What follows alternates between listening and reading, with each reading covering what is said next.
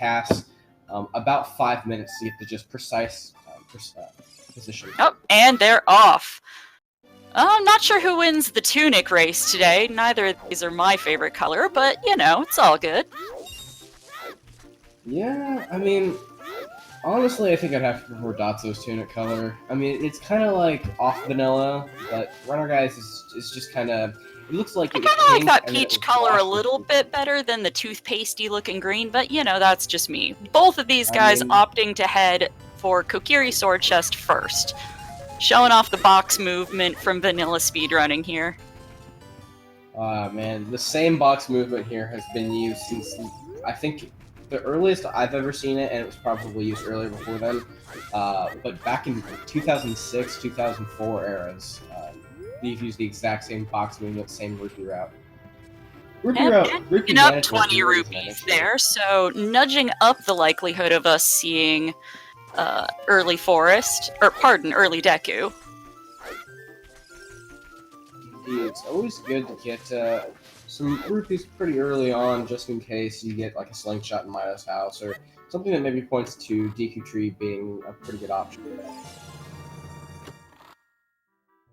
Well, heart container, which neither of these guys need. Oh, there's a huge rupee in there. A runner guy grabbing it and immediately headed towards the shop, as is Dotzo. They want to spend that money in case there's more money in Mito's house. Both of them leaving the vanilla green rupee chest. They'll be back for it, I'm sure, but they're wanting to spend that money to make sure that if they get any more, they can use it. Oh, yeah.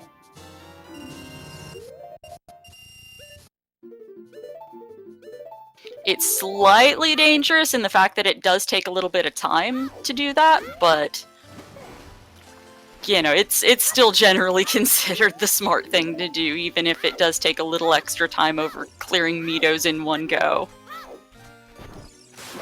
And they are both using that money to go right over to Deku. Using ISG to farm up some free sticks. Pretty important thing right there. Damage there.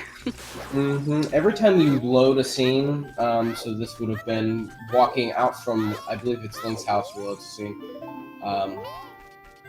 The default damage is just a Kokiri slash, normal slash. And they don't have the Kokiri slash, so if they slash their Deku stick, which does 0 damage to the Deku Bobbles right outside, they actually can't farm the enemies. But crouch stabbing doesn't override that. It just uses the It stores whatever the previous damage was, and in this case, default, which is a Kokiri Sword Slash. Indeed. English is hard. DMC Wave the hero. Did you catch what was on the first hint stone? Because you're a bit busy explaining ISG, so didn't quite catch it. I'm sure chat can let us know what we missed. Yes, chat pointing out that both of them are utilizing the Rainbow Sword Trails options. Thank you to Techie, aka Techno Anonymous, for PRing that into the build.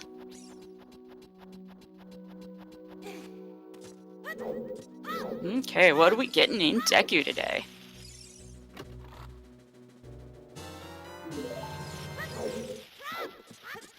Compass chest. Well then! Right.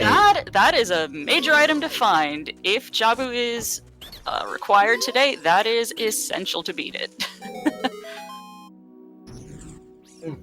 Showing off a uncommon flag used in, it's not really used in Rando a whole lot, but the chest sizes matches content.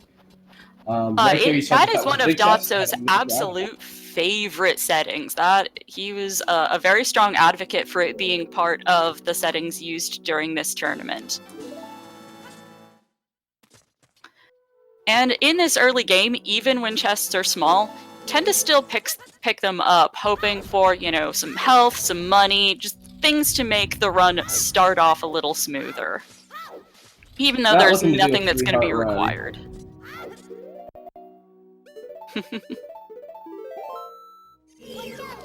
Yet, because of Dotzo, a few people have done Spirit Hover all the way to the point where they realize they can't quite hookshot that chest, and kind of being tricked out of quite a few bomb chews and quite a lot of time. Not necessarily required items are in large chests. It is major items. Things such as ice arrows and Nehru's love that aren't the most useful things are still in large chests, as are the 6 ice traps that are in the item pool. Those are placed in large chests too, so that you're inclined to open them. Because the devs hate you. And just a compass on the Skulltula there. Not really a useful thing. Dotzo picking it up anyway, just probably out of rote habit.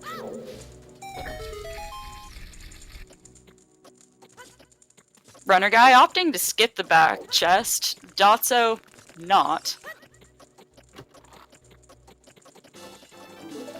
See if it's something handy. Just another heart piece. But early in the run, grabbing heart pieces is, you know, it's a good safety move. Definitely. You see, Deku Tree's made so much more easier by having a Boomerang on hand, being able to do that instead of having to do the glitchless setups for like the jump slash. And just makes quick work of both glitchless and Deku. Yeah, it just makes things simpler.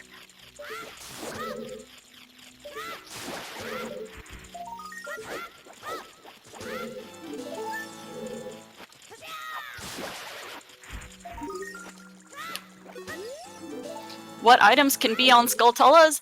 Anything in the item pool, but it is only dungeon tokens that are shuffled. Overworld tokens are guaranteed to, in fact, be tokens.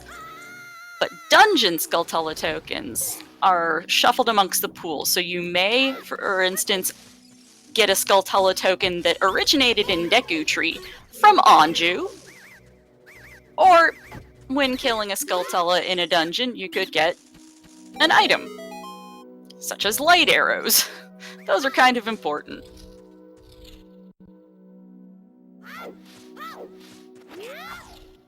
There is full token sanity as an option within the randomizer, but it does tend to make runs rather unreasonably long due to having to full clear all of the overworld tokens.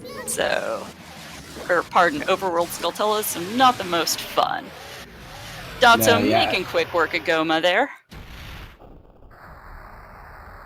Is almost completely caught up to Runnerguy. Runnerguy sticking that back chest and a couple other things, just good movement, and Dotzo's caught up just based on pretty much that one fight and quick work of shrubs. Or scrubs, not shrubs. Ooh, double defense. And Goma dropping double defense.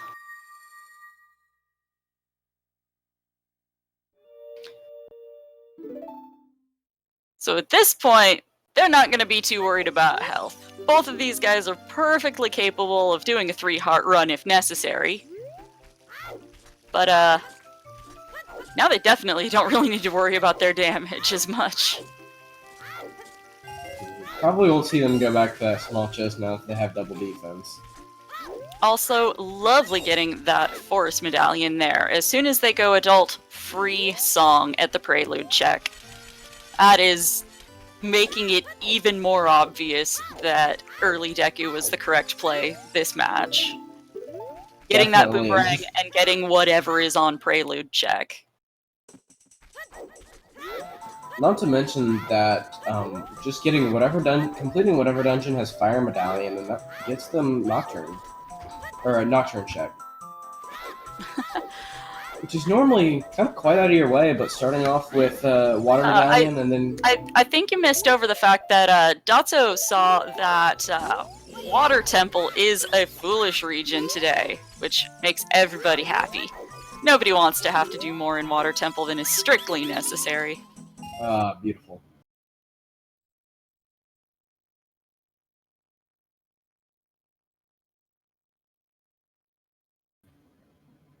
And seeing a dupe of the hint that DMC is Way of the Hero next to the Sail Scrub. So Runnerguy headed straight to market, farming up a bit of money on the chains. Dotzo resetting.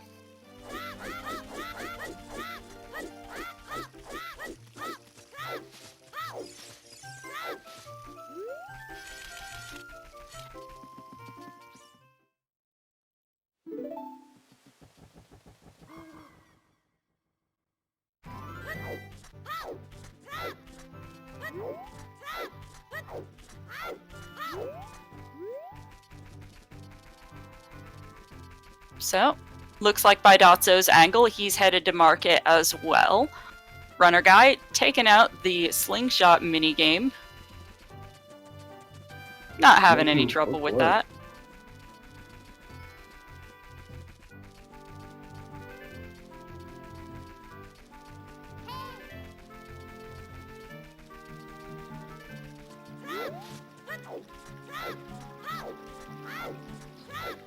Now we're going to see another kind of uncommon flag that we don't typically see here. The weird egg is shuffled. Normally talking to Mountain would get you the weird egg needed to start the child trading sequence. But instead, we're going to get a bloopy there.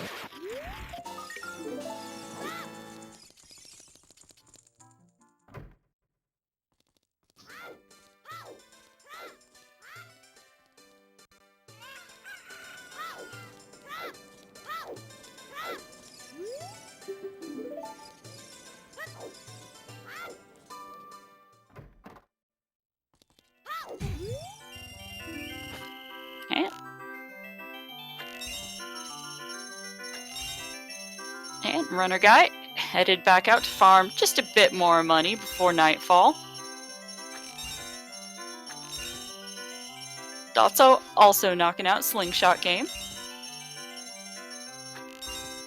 And we do seem to have a bit of, at least on my end, audio desync on Dotzo's side.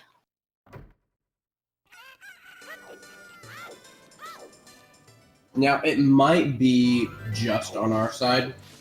I remember we had this problem a few runs ago, and it was fine on the Twitch end, but not the commentator's end.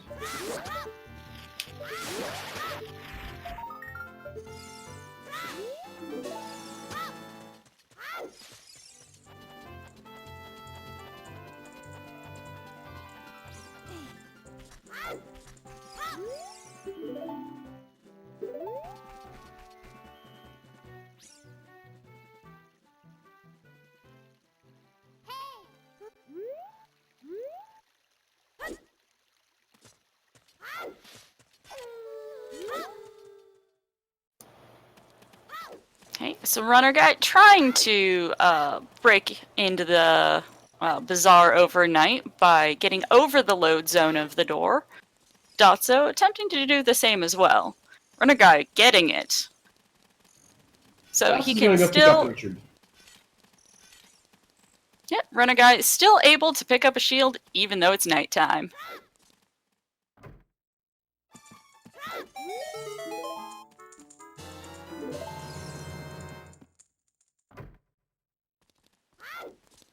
Ocarina of Time teaches Epona's song.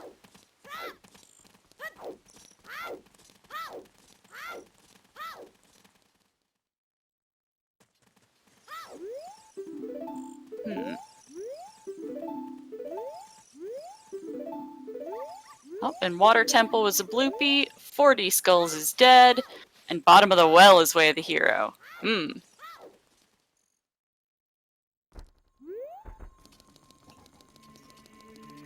Well, out of all the places that could be Way of the Hero, Bottom of the Well really isn't that bad, considering how easy it is to kind of glitch into it.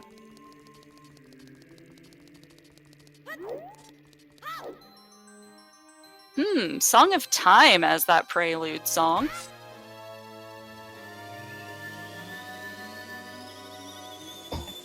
Omen, Way of the Hero means that that area contains an item that is needed to beat the seed. So, if Fire Temple is needed to open the bridge, if it's a medallion, then theoretically wherever Hammer is, Megaton Hammer is, would be Way of the Hero, because that Megaton Hammer would be Way of the Hero needed to complete the seed. That was a horrible explanation. Hopefully that came across. Means there's something that is logically required at that location. However, since this is glitched rando, logic is merely a suggestion.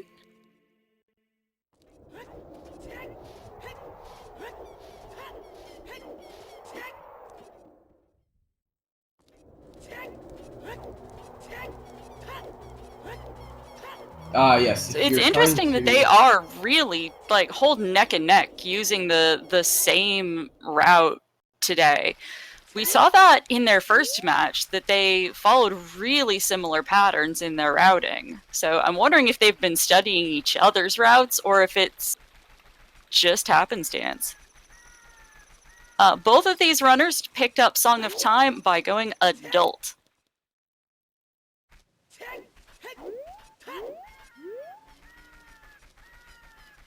They picked it up because they got that Forest Medallion, and upon entering the Temple of Time with a Forest Medallion as an adult, you trigger the Prelude check. Words are hard, I apologize.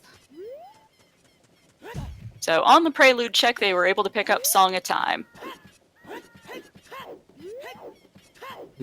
If you're wondering why the individual runners' chats are in emote-only mode or in some other special form where you can't type, it's most likely because they don't want the run to be spoiled. So if Dotzo finds something it is rules of the tournament that they have themselves not present in their chat in any way, shape, or form, or they have their chat in emote-only mode,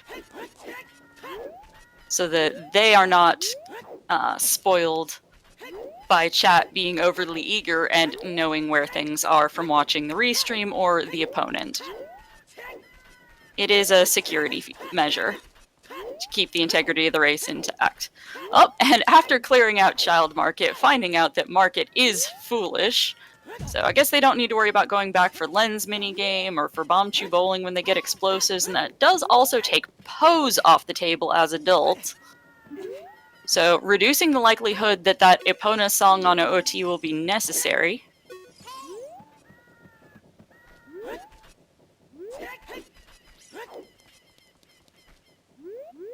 So Dotzo working on adult Kakariko right now, Runnerguy tackling the river. Early river is one of my preferred approaches for when you first go adult. Oh, and Big Goron Sword is dead, so that makes that easier to deal with. One less fetch quest to go on. River's nice because there's 3 checks here and 2 hint stones. And 1500 archery just given Bomb Chews today.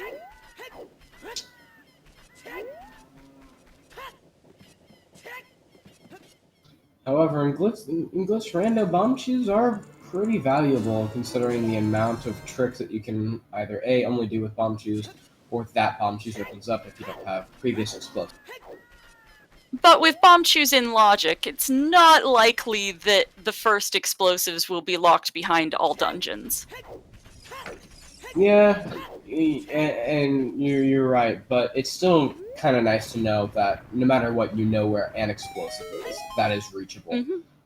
But that would mean you would have to complete AD beforehand, which probably means I'm fairly sure that those Bomb Chews are not the logical first explosive. Oh yeah. Oh, I'm not doubting that. But if you run out of but if the logical explosives are Bomb Chews, it's would most likely be easier to go there instead of having to farm rupees to get them in Carpet Salesman, or it's just a place that you know there are Bomb Chews there. Is what I'm trying to say. Yeah, if you're in the neighborhood and Yeah. have reason to believe that 1000 horseback archery is required for some reason, that's the only thing that could lock these guys into having to do all dungeons for the OT song.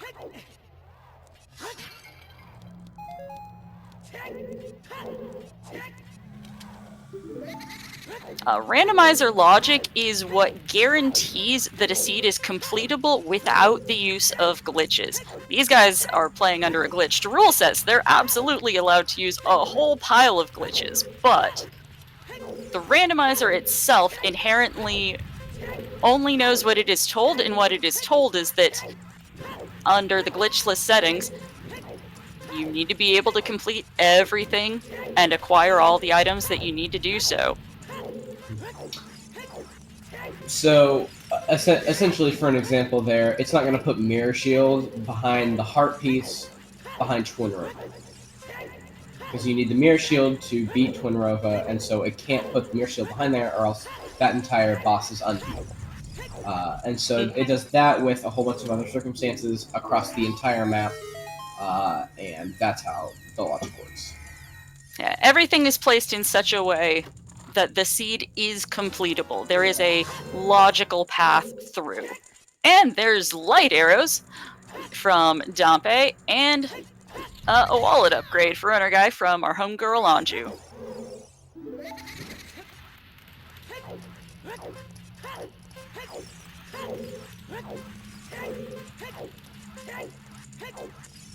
Also worth noting that Runnerguy did learn Nocturne from Guru, so that's quick access to Kakariko.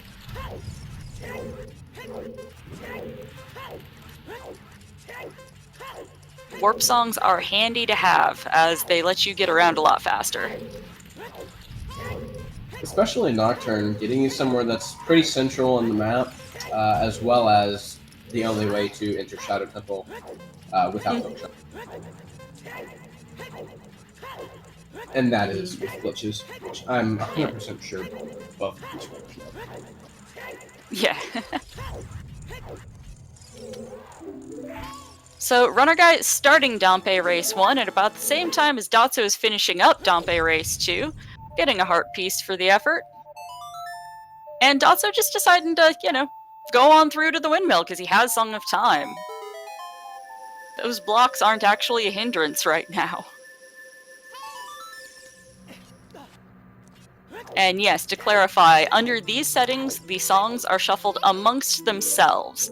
The song checks will all reveal songs. You will only find a song in a place where you would normally in vanilla acquire a song, but you have a high likelihood of not finding what was originally there. It is possible to shuffle songs with items, but that is not a setting used in this tournament.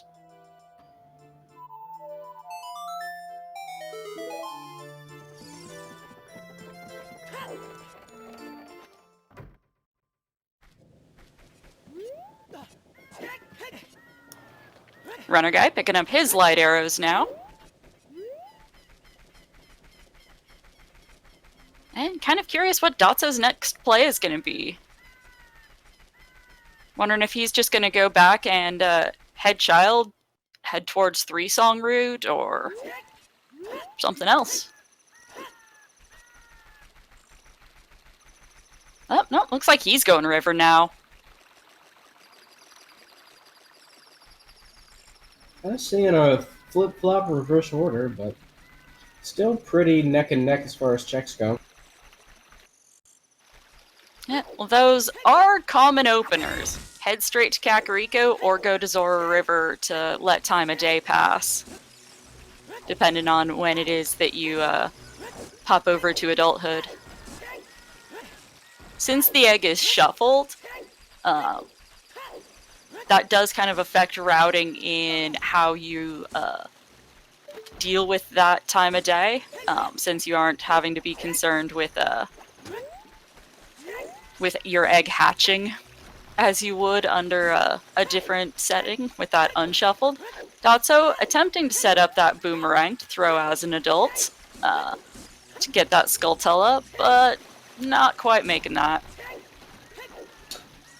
Dotzo showing off a glitch. I don't think. Did you talk about a quick swap with Boomerang? I have not covered that just yet. All right, so You're probably better able to explain what's going on. Whereas Runnerguy is currently unloading unloading the Composer Gravestone so that he could just fall right in. So you can see that Dotzo there has Boomerang on C right as adult, and normally you're not able to use Boomerang as adult because it's grayed out in the menu screen. What the game thinks he has equipped there is DQ sticks. So when changing menus, there is one frame where both the item that the game thinks you're selected, you have like highlighted, is on the first item to the right, and where the last item you had selected when you changed menu, like actual screens, is the one that the game will assign. And so it's a one-frame trick on the menu screen, which is actually slightly faster than the game. The game runs at 20 FPS, and the menu screen runs at 30 frames per second. Where you can equip what the game thinks is Deku Sticks, but is actually Boomerang, and you are allowed to use that as adult. Actually, does he have Dense Fire, or is he using, he might be using Light Arrows. And Dotzo trying to unload the gravestone now. Runner Guy having some difficulty getting it to unload today. I don't know if Dotzo will be able to. I believe it's my understanding that the rain is what duplicates. What this is doing is that it is reloading a part of the map that does not unload when you go back down the stairs. And so you're just loading that over and over and over again until there are so many where it starts to unload other objects. You can do this in Ganon's Castle with the fog in the room never unloads, but it can load more than once. And so because of this, you can unload like the Golden Gauntlets block. It's useful in quite a few areas. Dotzo there getting it. He's having a little bit of trouble. Well, if there's something useful in there, that'll give him a slight edge. Why do I think they're doing what they're doing? Because songs are powerful in Rando. Strategizing getting your songs as soon as is possible is a very common play. In non-glitched routing, Child 3-song route is one of the dominant early game routes to get your Zelda's Lullaby, Malon's song, and Saria's song, but those are locked behind the egg, so both these guys need to find their weird egg before they can get that chain of 3 Child songs. Although they are also quite capable of glitching in and getting Zelda, the Zelda Lullaby check, and triggering Saria to be at Sacred Forest Meadow. Runner Guy having a beast of a time with this trick today, not getting that unloaded.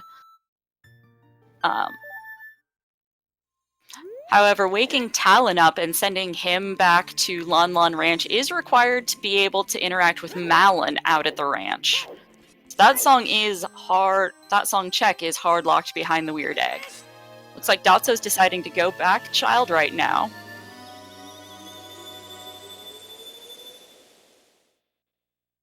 Didn't really find a whole lot of useful equipment at this point, but most likely he's just going to glitch his way into Jabu Jabu and take care of that. It's a stone, but with that early boomerang, it's likely what he's going to be up to.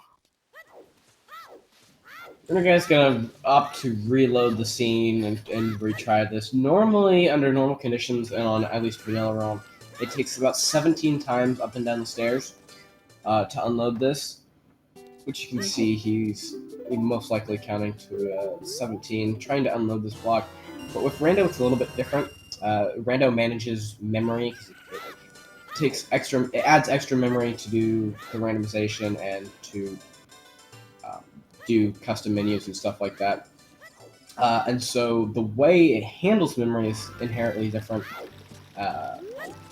and therefore it can be kind of finicky when it comes to unloading the block. So we'll see if Runner Guy, we know it is possible, because Dotzo obviously did it a few minutes earlier, but we'll see if Runner Guy can get it.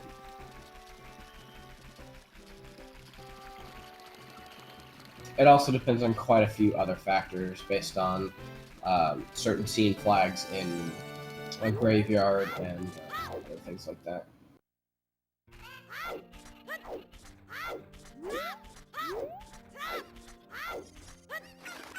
Yeah, I'm wondering if Runner Guy is just going to keep this up until he gets it, or if he will concede that it's just not behaving itself at some point and go do something else.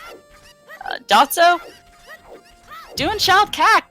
Visiting the chickens! Everybody's favorite tedious fetch quest! Chickens! Running around Kakariko and gathering Anju's chickens for her because she's allergic and she can't touch them and pick them up herself.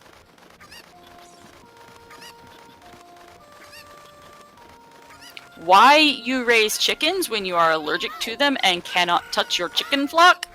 I don't know. We don't need to get into the ethics of Anju and her chickens today.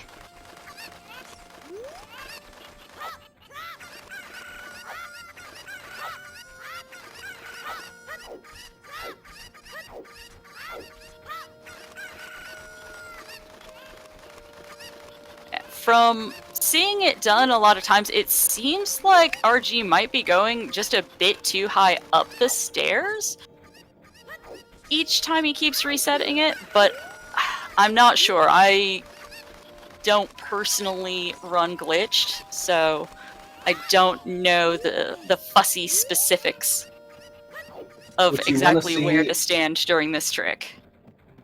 What you want to see is you want to see the... Every time he completely turns around, it unloads. There you go. So this is something. What you want to see is you want to see the windmill in the back load and then disappear. Every time you do that, you're changing the room value of the scene. So there are complete scenes and then there are rooms. For example, Kokiri Forest would be a scene, and then there you go, you got it. Finally. And then the area with the Deku tree, the main area, and then the area with the maze and the boulder would be 3 different rooms of Kokiri Forest. And so you're changing those rooms and loading something multiple times that is loaded by the scene and not by the room. Yeah, sorry, just want to point out that Anju only had a recovery heart for us, and Dotzo has broken into the Way of the Hero well.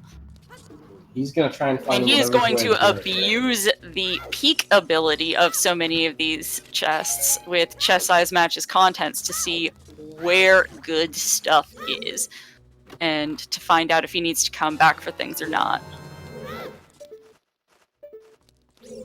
There, runner guy, after all that effort, getting his prelude now. And using it. Going back child, most likely.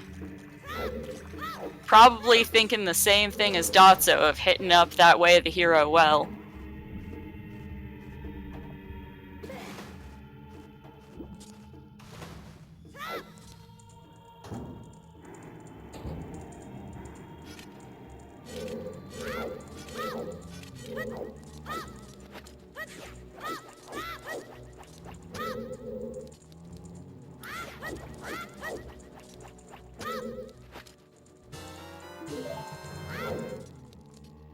So, not much in the well so far. Still peeking those locations, trying to see if there's a big chest that is currently inaccessible that will be later on. There are 4 checks here locked by ZL due to changing the water level. 2 of those fairly easily peeked because they're in plain sight. Dotzo peeking in the crack there, seeing that at that bombable spot there is simply a key. Doesn't need to worry about that explosive lock checked right now. No, but knowing that the other key is wallet. And we've already seen one wallet on adult Anju. So if that's Way of the Hero, there's only one thing that is locked behind 2 wallets. Well, we also haven't seen the basement, so could be in basement chest. Mm-hmm. Yeah, that isn't guaranteed to be our Way of the Hero item, but no, it is something to keep in mind. And you also have to remember that there's another area in here, and honestly, if I were Dotzo, I would save scum right now, considering that the Skulltulas are randomized. Oh yes, he's going to be checking those out. The other lock key. He absolutely is going to be save scumming to check those out if any of these 3 are useful or not. And seeing that they are not, I'm guessing he's planning on resetting here pretty quick. Oh, and fed a hungry like as well. It is about dinner time.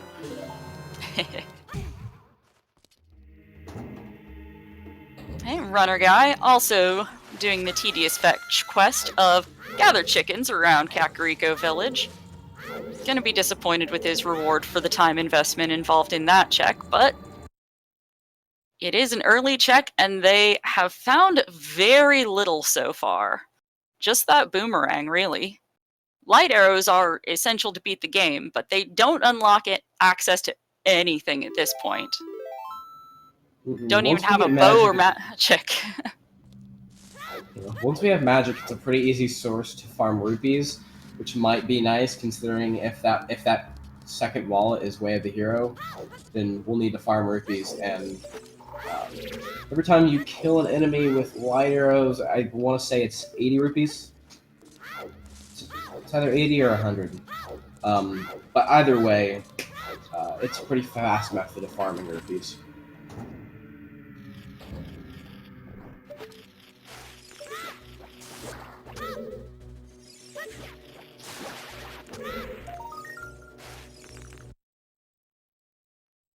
Nope.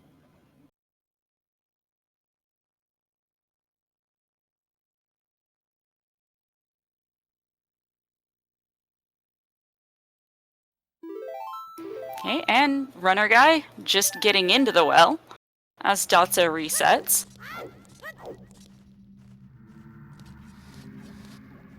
Yeah, sorry the commentary hasn't been thrilling yet. We have not found important things that will change the way this game is getting played out at this point. Guys are retracing each other's steps, they're both doing the same checks, and neither have found anything important just yet, aside from that boomerang right away in Deku Tree. So Dotzo now utilizing the save scumming of that key to see what is on the Skulltulas back in the locked rooms. Is there anything important here? Nope! Deku Shield! I mean, it's handy to have, but not really worth wasting your single key on.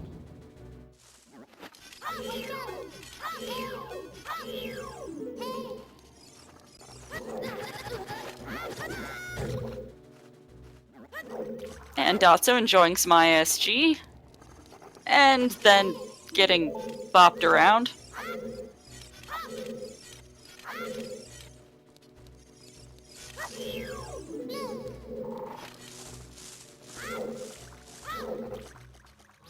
Ooh, Runner Guy using something that's usually seen in...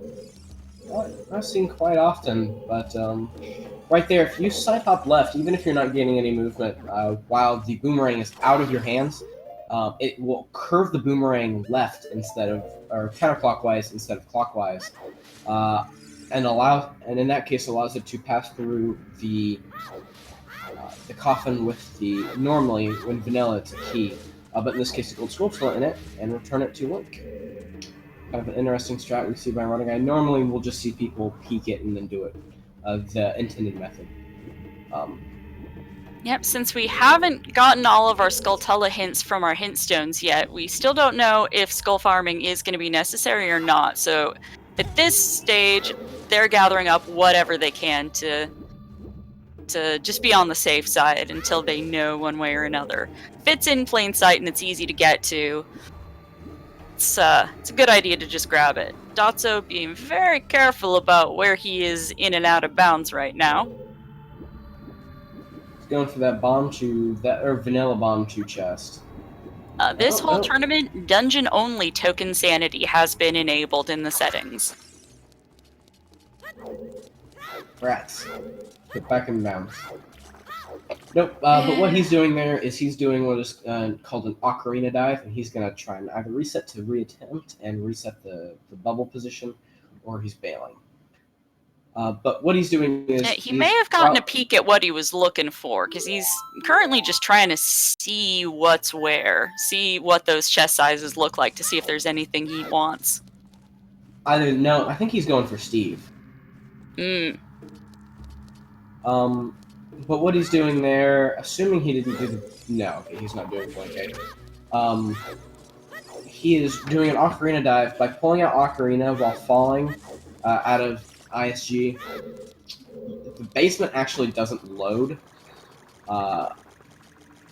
And because of this, you can get out of bounds through walls that aren't there and fall into some invisible water, float upwards, clip through the ceiling, and you can get into places that normally you can't get to without certain items. It's used in pretty much, I think, everything, yeah, pretty much every RTA speedrun to get bomb tubes immediately. As that is typically what the setup is used for. Yep, and Dotzo now headed past what would normally be locked behind ZL because glitches, and headed to go see what Steve and Brian are holding for us today. I didn't see what he did there. Did he use Blank A? I think he did some kind of dive to get to the bottom of that water area and then crawl through. I'm sorry, the glitch tech is a bit beyond me. I am a rando runner, not a vanilla speedrunner, so... We're a good pair. I know a lot of the glitches, and I'm not so great on the logic, and Lost definitely knows a lot more about the logic and, actual rando-specific stuff than I do. We each have our specialties. Yeah, and that's what we're hoping to bring to you. I unfortunately will not be able to explain all the fancy glitch tech. Some of it I can help out with, but a lot of it goes beyond my skill set. But rando, that I know. And we are seeing a large chest for Brian here today, and it is Rudo's letter. Oh, that is a disappointing way of the hero item. Because they don't actually need it. It's functionally toilet paper for these guys. And B, because that means either Jabu is required or Fountain or Ice Caverns is required, and nobody wants that. Well, we know Jabu is required because it's a medallion. No, Jabu's a stone. Oh, sorry. Tracker. Backwards in my mind. Yeah, Jabu's a stone today, so those guys are hoping that they don't need it. It would indeed be a very fun all dungeons, I say sarcastically, knowing that all dungeons means Shadow Spirit and Jabu. Well, they do have that boomerang, and they do. Dotzo now has his toilet paper to gift to King Zora. Since he doesn't have bomb chews, it is or bombs, it is reasonable to go a vanilla path to take care of that problem. But looks like Dotzo's headed to South Hyrule. Probably headed to the Open Grotto at this point. Based on his angle, actually, I'm not quite sure. Runnerguy dealing with Dead Hand in the Well. Gonna be checking his Brian check shortly. Getting the chest that Dead Hand drops. Or, pardon, spawns upon defeat. However, the image of Dead Hand, like, having a large chest with Rudo's letter in his pocket is entertaining at the least. Dotzo didn't grab that hintstone there. He saw the small chest and bailed immediately. Yeah, that's a little bit risky, considering we still haven't seen hints for 50 or 30, I don't think. I know we saw 40, and that it was non-essential.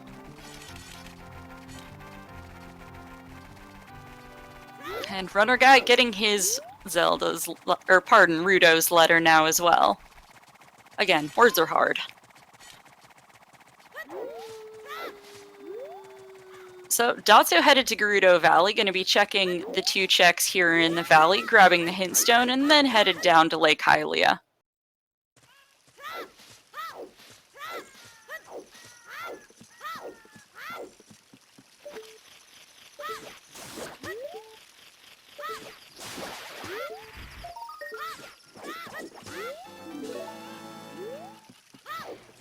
And Runnerguy trying to get clipped out of bounds by that Skulltula there, trying to get thrown out of bounds by the look of it. Not having the luck he's wanting to. Pulling that off. There we go.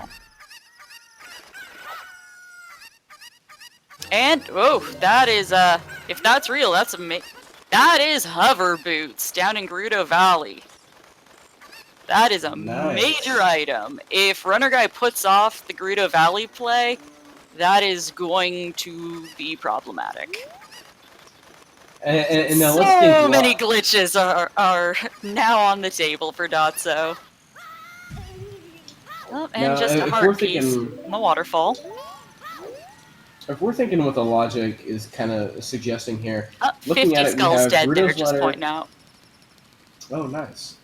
But we have Gerudo's letter and we have Boomerang, which gets us to Jabu. We have hovers, which are meant to go to Shadow. It's looking more and more like it might be a fun all dungeon seed. So now, if we see something like Mirror Shield and start to get strength upgrades, then we know we might be in trouble.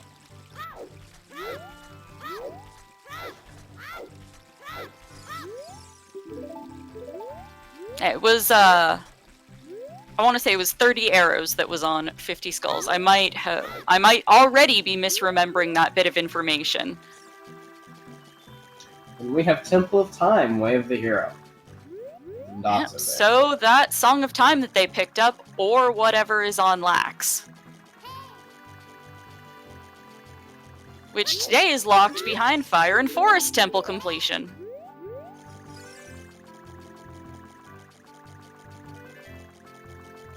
So, Song of Time, pointing towards the Silver Rupee Room in GTG, also known as the Toilet, because it is not fun to swim around in there. And River Chest. Those are the two main things that are pointed at with the settings used by these guys.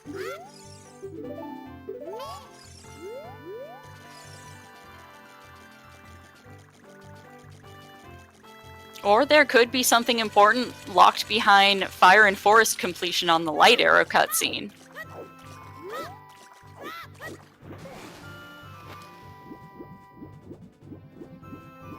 So, Runnerguy headed towards Ranch? I'm not sure. Maybe he's planned on going skull hunting at the ranch overnight. With that boomerang, that's not a bad place to go grab a few. Dotzo about to head into kid fishing. Nope, that does not appear to be Runnerguy's plan right now. I'm not quite sure where he's headed. I guess is he going to Lick Kylie as well? Is he going Valley now as well? He's not turning his angle for it, so I'm not sure. Dotzo got a fish on the line now. Yep, Runnerguy turning his angle to head for Open Grotto. So he may follow in Dotzo's footsteps and go up to Gerudo Valley now, or he might go straight to the lake. Obviously, we know heading to Gerudo Valley is the correct play here. Okay, well with that Sphere Zero tunic, the wallets could only point to one thing. The possibility of that Way of the Hero wallet in Well. We found it in a Way of the Hero hinted region. We don't know for sure that the hint intended to point us at Rudo's letter. It's a lot more likely, but it is possible that it was pointing us at that letter. Or pardon, that... Actually, no. My mistake. No. With Rudo's letter, Thawing King Zora is in logic on its own. So while it cannot point to that, while it cannot be Way of the Hero in this instance with that, with Rudo's letter being where it is, and that Zora tunic being where it is. Apologies. Okay then. See, I would Sometimes logic's complicated. It takes a lot of logic to reverse engineer the logic. We see a graveyard Way of the Hero hint pointing us to Although, Wide actually, open. no. Okay. You know what? It could be if something necessary to access ZL is locked behind King Zora. ZL was logically required in order to access Rudo's letter. So, could be a very fringe situation in which something on King Zora is required in order to access Zelda's lullaby. Extremely improbable, but, you know, it's random. Sometimes those things happen. Rando wouldn't be rando if something wasn't extremely improbable and then it happened. It's of the nature of rando.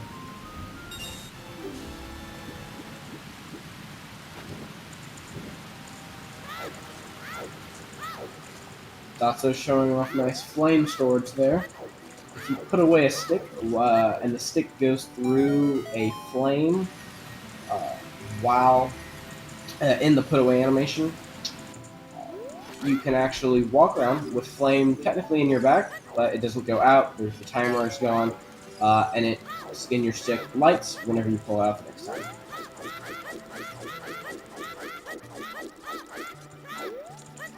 Yep, as long as you stay within range of where that torch is loaded. Indeed, the torch has to stay loaded. For reasons I do not understand, but it is the way it is. Runnerguy coming out to peek what's out at the Rudo's bottle check. The resolution on my screen is not letting me see what that is. So We saw it on Dotzo. It was a gold Skulltula token. Oh, just a token? Okay. Well, I knew either you or chat would be able to have my back and let me know what I couldn't see.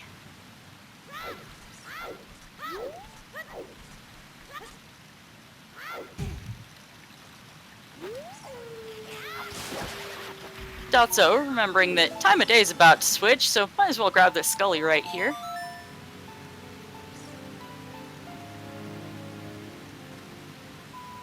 And I'm going to give my page a quick refresh to see if maybe that'll address the audio desync that I've got that's getting more intense on my end. Just give me just a moment. If anything amazing happens in the next 30 seconds, I'm expecting you to cover it. And Runnerguy beat the game. Thank you.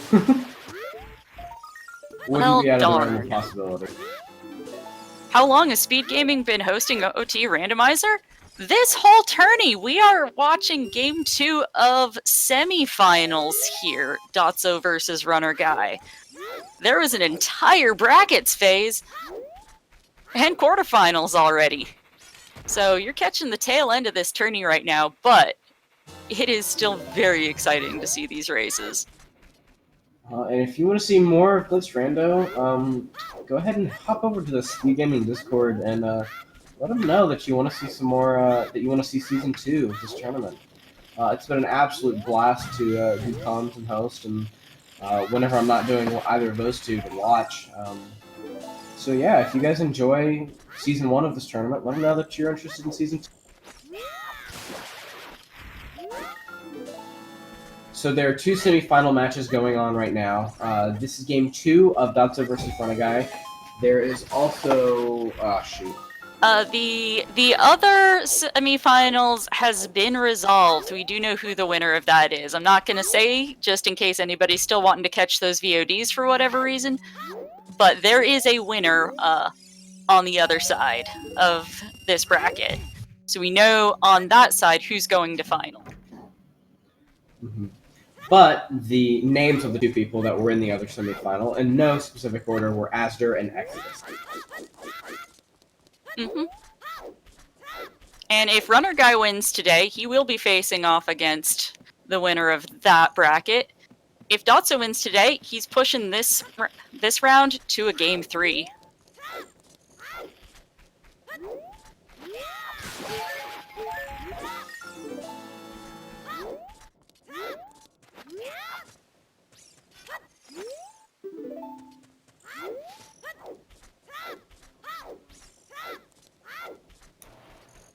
And Dotzo enjoying some ISG so that he can get the Skulltula up here. Not reachable with Boomerang and does not have Bomb Juice to get it yet, so just enjoying some ISG to wreck that guy. There is a method, and I know he knows it because the way I learned it was off of his YouTube channel. But there is a method to drop and immediately jump slash with a certain amount of climbs upward, and you can actually jump slash hit that gold skull too. Looks like with the poverty of this seed getting so few items, Runnerguy is headed to Lost Woods and then Sacred Forest Meadow. I'm guessing he's hoping to find something kind up on the Minuet check. Or possibly something nifty along the way.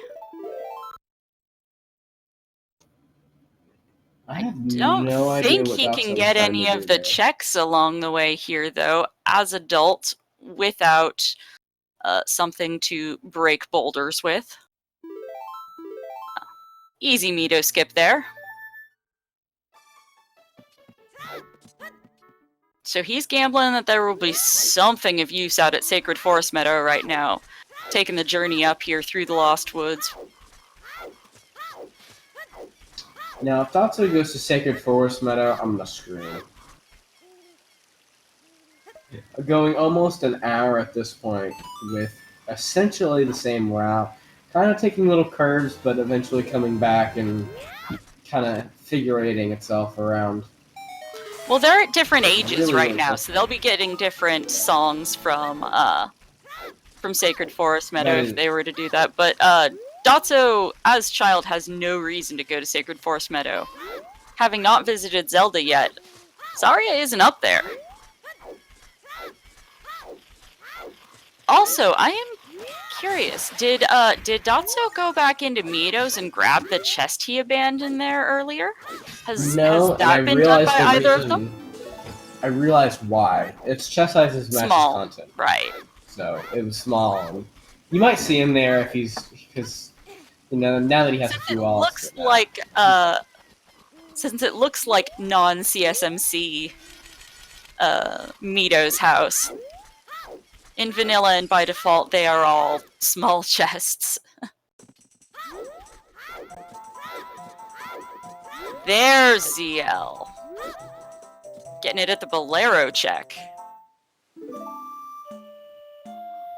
Runnerguy chaining, grabbing Bolero at Sacred Forest Meadow on the Minuet check to getting Zelda's Lullaby at the Bolero check. That is an important chain of events there. Hold on, I want you to go get a glass of lemonade. How did Runnerguy get to Bolero? He went to Sacred Forest Meadow. He got Bolero on the Minuet check, used it, and then chained that into getting ZL on the Bolero check. Ah, very nice. Dotzo playing memory game with the Skull Kids. Only getting a nickel for his efforts. Yes, ZL is logically locked behind Minuet or Saria's. We have not seen either of those or hint of either of those just yet.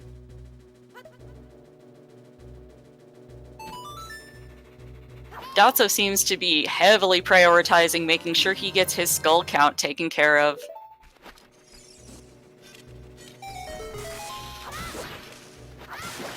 Runnerguy clips into the climbing wall. He grabbed just on the edge of the little inlay there. clipped out of bounds. Whatever he saw, he's gonna go back down and grab it. Ah, bomb shoes. Very nice. Oh, foolish! That is yikes. Those were bait. And I burned my sides. I promise I will not scream. I promise. I was joking. Yes, and why it appears to currently logically be locked behind ZL seems to be logically locked behind Sacred Forest Meadow Adult Access, which is Saria's or Minuet.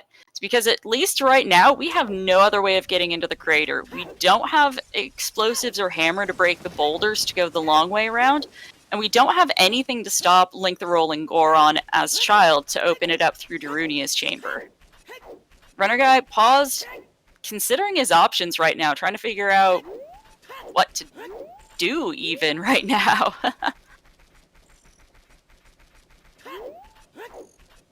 Yeah, I mean, because you can't get into DC because he doesn't have strength or bombs. You can't enter any other dungeon.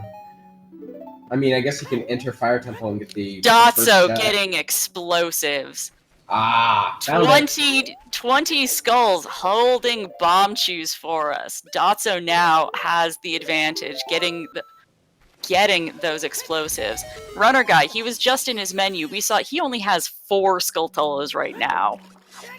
Yikes. That might be the play right there that sends Dotzo to game 3. And then it's starting off using explosives with another large chest. Mm-hmm. Magic! And getting magic! Oh. Doesn't actually have any spells to utilize that with right now, but it's very relieving because that is a hard required go item to eventually get at some point in the run, similar to light arrows. It is required to slay the pig. Well, to kill Ganondorf to get access to slaying the pig. And Runnerguy picking up a slingshot on top of Dodongo's cavern, putting completion of Deku Tree into logic, getting that Song of Time into logic. And Runnerguy headed back Child by the look of it.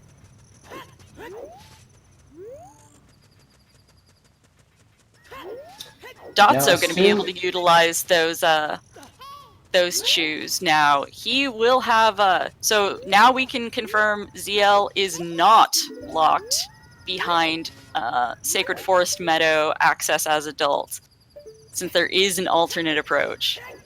And Dotzo peeking that chest there, not wanting to waste one of his precious chews if he doesn't have to just yet. Seeing that was just a small chest. Dotzo coming up with that strategy after earlier on in brackets, trying to actually peek it through the explodable part of the wall, and then not being able to because of the rounded collision there. Just couldn't quite clip his camera in, and found a place where that actually does work. Yep, and now Dotzo stopping Link the Goron. We'll see if he has anything nifty for us.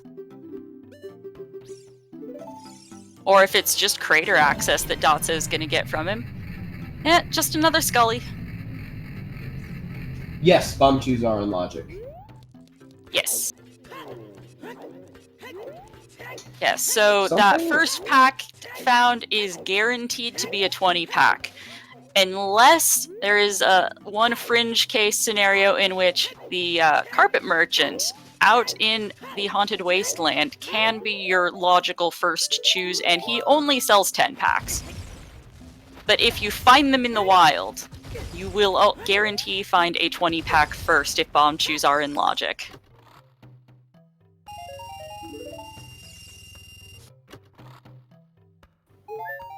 Dotzo getting some money and a recovery heart from being able to get there, and seeing a dupe that well is way of the hero. Dotzo trying to peek and see if it's a big or a small chest over there, if it's worth the effort of trying to get over there. Nope, it appears to be a small chest. He seems to be going for it. Oh? However, I desperately want Dotzo to equip a shield. It still surprises me that over an hour into a glitched random tournament... Oh, yeah, that is a large chest. Ah! But it's an ice trap! Oh! Yikes. I'm still surprised he doesn't have a shield equipped.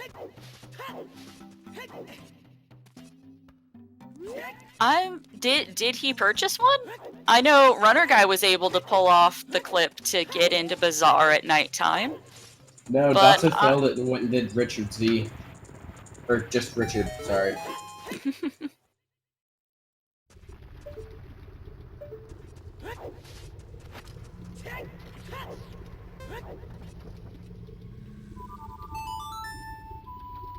And Dotzo now, in logic access, getting his ZL.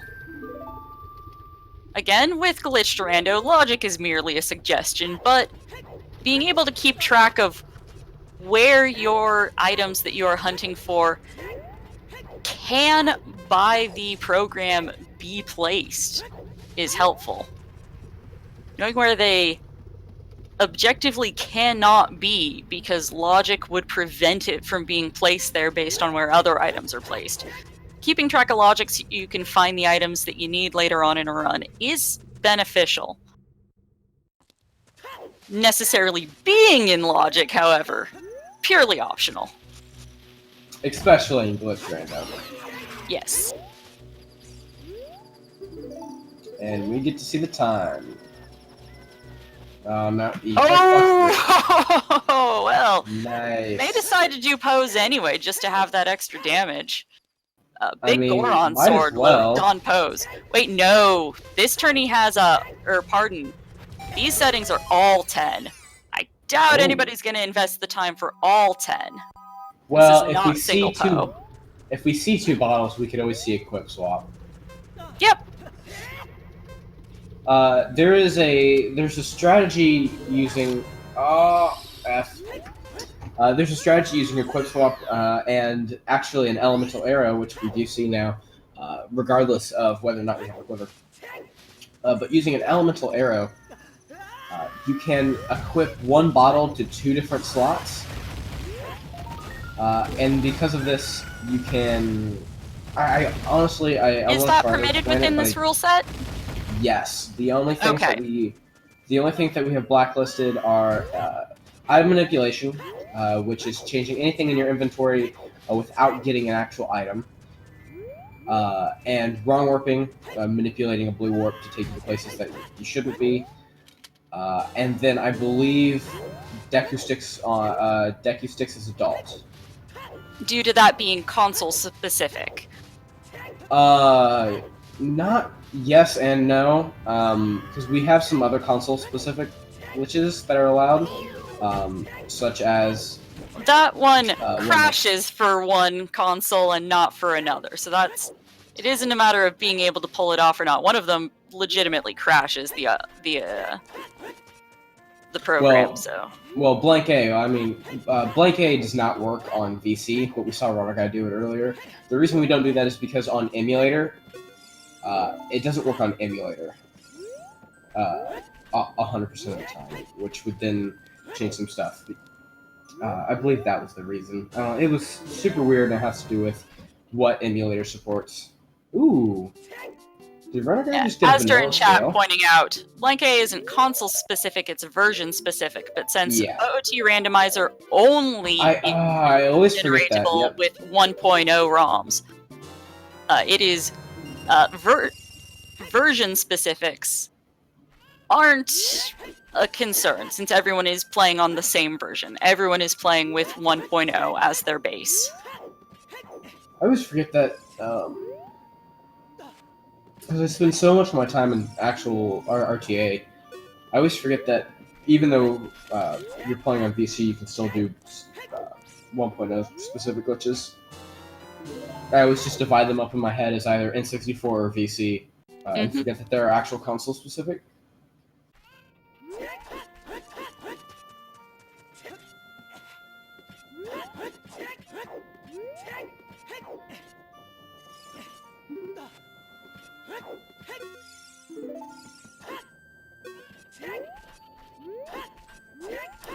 So Runnerguy in logic, well, not in logic, but utilizing his access without having to glitch through to get into the fountain.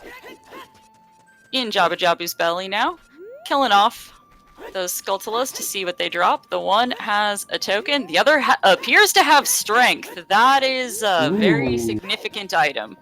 Yes, please. And did you say this wasn't in logic? Because we have both we have Rudo's letter. Rudo's letter was not logically accessible. Oh wait, no, but we It is still Song of Storms locked. We still haven't seen Song of Storms. Even though we got ZL to access that part of the well itself is still inaccessible right now by logic. Oh, and we also found...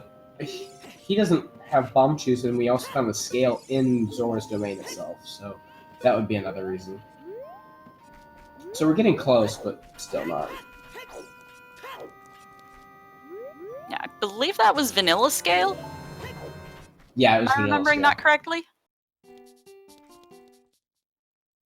And throwing Rudo to hit that switch. The fish princess who can't swim, she is rather frustrating to drag around through this dungeon. There is a certain degree of satisfaction to just using her to hit that switch on the ceiling. Dotzo has been attempting some glitch, and I'm not quite sure what he's been trying to do. Is he token duping? He is.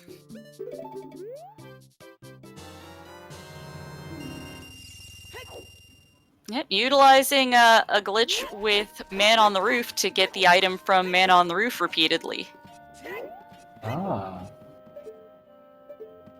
Which in this case is tokens. I see. I haven't watched an NSR run in quite a long time. I was not aware of this glitch. Yeah, it has been utilized some in this tournament. If there is something beneficial. I mean, often it's, you know, just junk, a bloopy, a piece of heart, whatever, something that you don't really want to bother with. But since Dotzo is close to his 30 skulls there, it seems like you want to just get that knocked out, taken care of right there.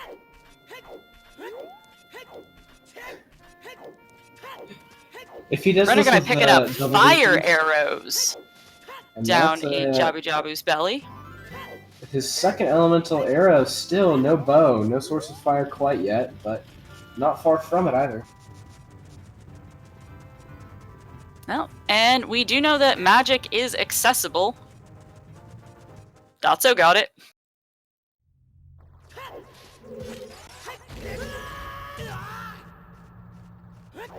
And Dotzo utilizing the explosives he has to come into DC now. It's gonna get him his fire medallion, which will also unlock the Burning Cack song. So we will have another song check after this dungeon's completed.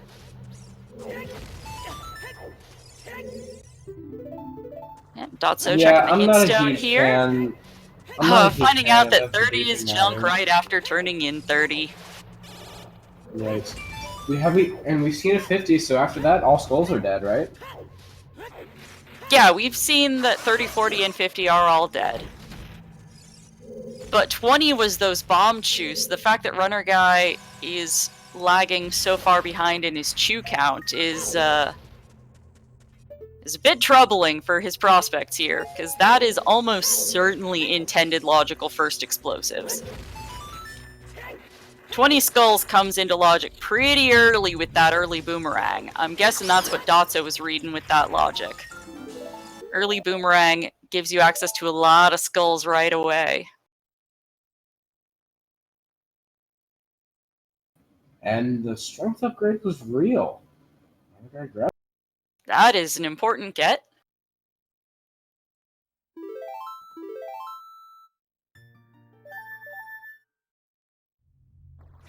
If he doesn't get his 20 skulls, he may opt to dip Dodongos just with that. Although I don't believe we've seen anything useful so far in the portions that are accessible so far.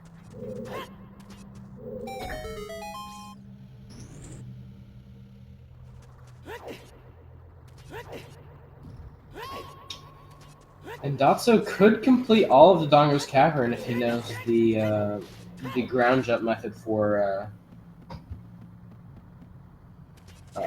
Runnerguy doing a trick that I am not familiar with. He's using Fury Hover. Oh my god, I love Runnerguy. Okay, so this is essentially the exact same theory and methodology of bomb hovering, is shielding damage while in the air, and using a property of the Beery AI, that every time a Beery hits your shield, it goes straight up. So if it catches you against a wall and you can hit the... I love Beery Headbutt so much. That is new and fascinating to me.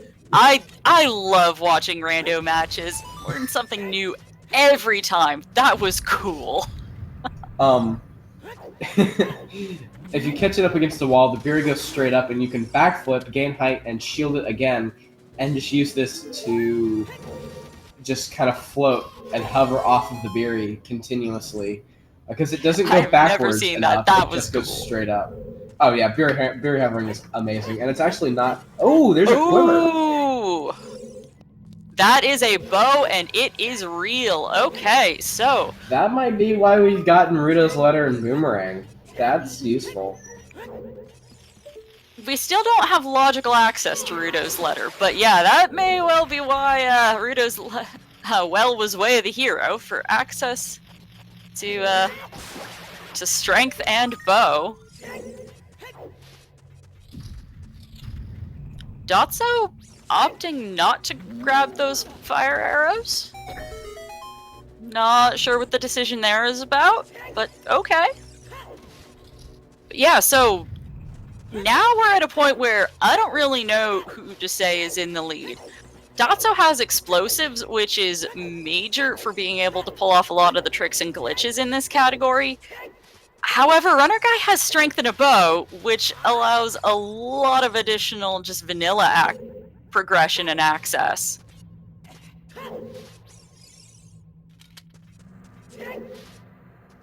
So, I personally, I don't think there necessarily is someone clearly in the lead right now. They've taken different approaches and gotten different rewards. Mm-hmm. Although Honestly, Dotzo being able to get his whatever is on the Nocturne check here coming up next may be something that ends up being extra beneficial. Not sure. Ooh! Bomb Chews in a strength-only accessible part of Dodongo's Cavern. If Runnerguy opts to go to Dodongo's, he will get explosives there and will be able to complete it.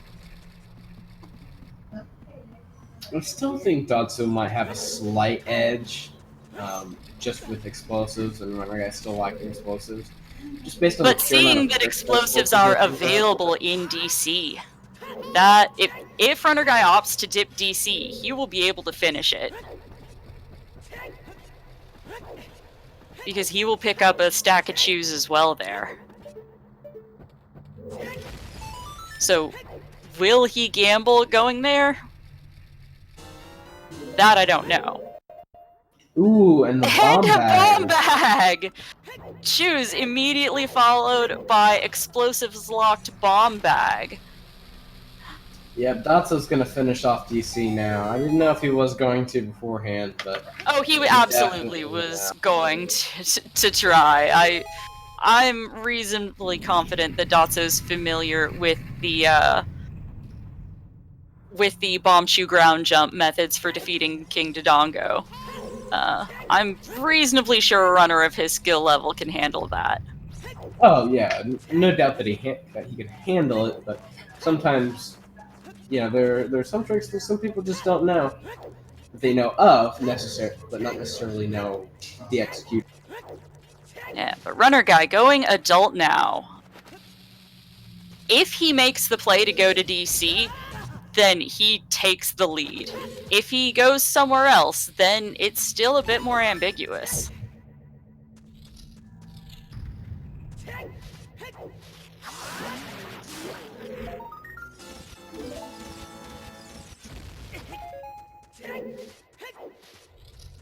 Playing Nocturne and equipping his bow, might be headed to go check Adult Shooting Gallery before progressing to something else.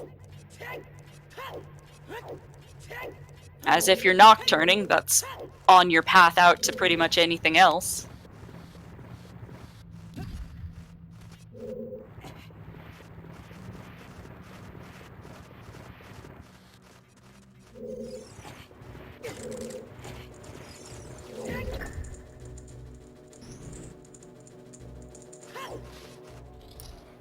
headed to shooting gallery. Let's see if that has anything. Let's see if that acquisition of a bow from Jabu Jabu gives him anything more of a lead beyond just advantage beyond just having a bow and that being a very useful item to have.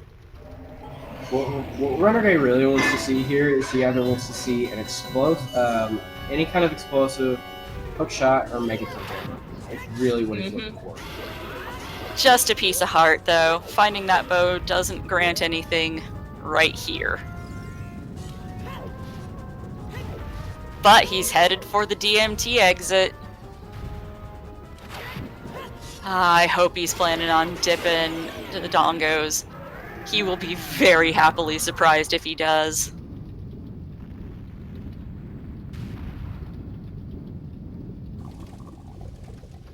Dotzo knocking out King Dodongo. We'll see in just a moment what he has on his boss heart drop, if there's anything use there.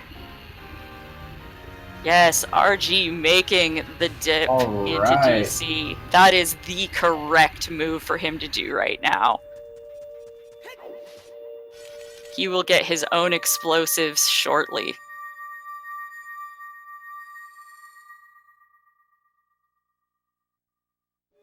So, Runnerguy entering DC right as Dotzo's wrapping it up. Dotzo is most likely going to head down to, headed down to Kakariko in order to get his Nocturne check.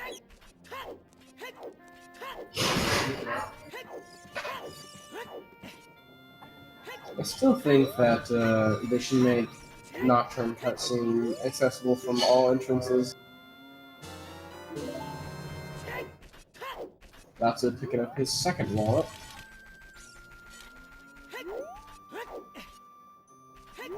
I believe they do have an open PR for Nocturne in all cutscenes currently, don't they? Nocturne triggering at any entrance? That has been merged on the dev build. That already is a thing. That already is a thing that kind of was busted for a while that has already been fixed.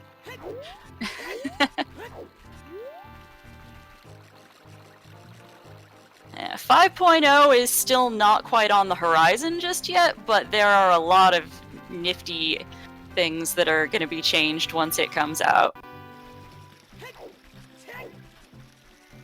Yes, entering Kakariko from any of the 3 entrances on the current dev build will trigger the Nocturne cutscene in order to get the items that you don't have to specifically enter from Hyrule Field.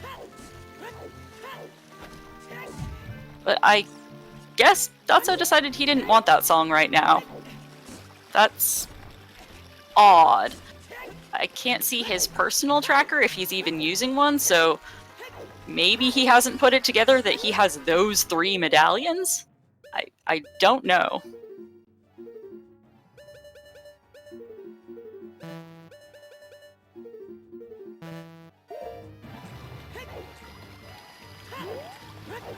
And looks like he was trying to get some equip swap going there, but not having luck with that. Looks like he's planning on hovering into Zora's domain. Probably gonna head to the fountain. See if there's anything nice. This might be right back at neck and neck.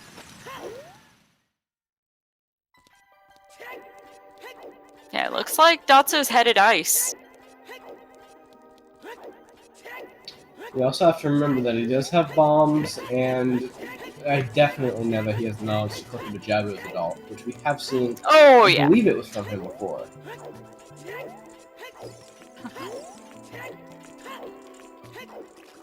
It'd be we may see both Ice and Jabu in this dip into the fountain. Indeed.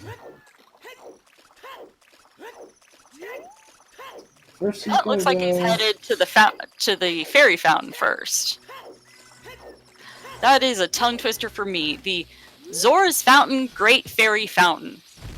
That is quite a tongue twister as far as I'm concerned.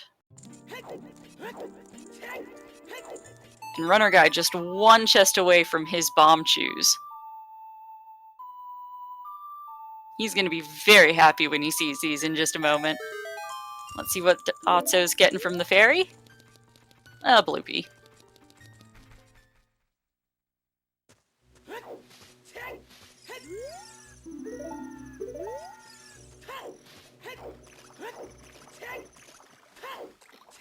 And Runnerguy probably being very happy right now.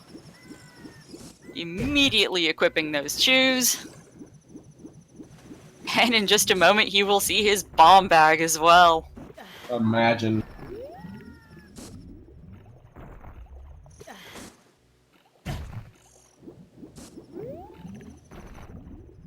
Yeah, no, with the item lead right now, with the item advantage right now, I definitely put Runnerguy in the lead. Not by a huge margin. Things can still swing either way, depending on where Runnerguy goes next, and if Dotzo has any luck in his dip in the fountain region now. But having already done Jabu and getting the items that he got there, I feel like he's got the lead for the moment, at least. Definitely. Just with that dip in the completion of Jabu, I guess. Yeah. Yeah, he's definitely taken a big stride forward. I think if Dotso went to Jabu, I'd have to give it back to him, especially if he clears Jabu as adult. It'll be really fun to see. Just some of the adult exclusive glitches that you can see in Jabu, as well as just the pretty credible routing. And Runnerguy peeking what's up there, I can't quite tell if that's... It's hard to tell on the resolution that I am at. That looks like either a bottle or Furor's Wind. Kind of hard for me to see. Yeah, Runnerguy's playing on Everdrive, so the resolution isn't insanely great. The commentary viewer's resolution is rather low. Yeah.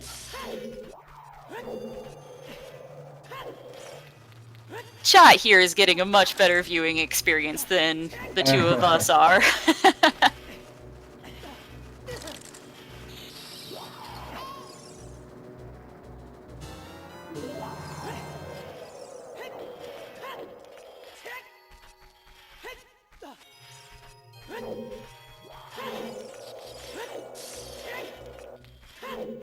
So still looking to see if good things are in ice. We know what Runnerguy is going to come across here in DC, having seen it already in the very recent past on Dotzo's side.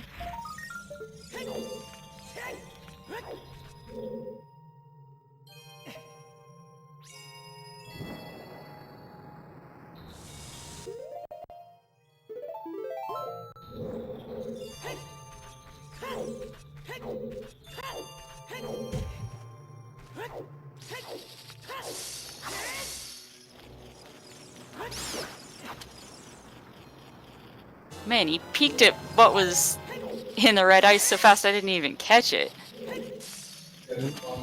Oh, Din's fire there. If that is real, that is quite nice. It is real. That is nice.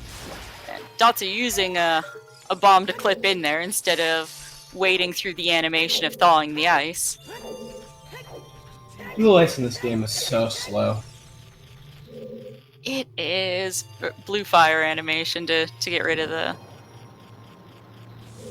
whole dumping the bottle out and the fire and the thing melting. Yeah, it's you gotta go fast here. It's a race. Make a pull request of replace the dumping animation with the catching animation, and then just melt the ice after that. Yeah, just reverse it.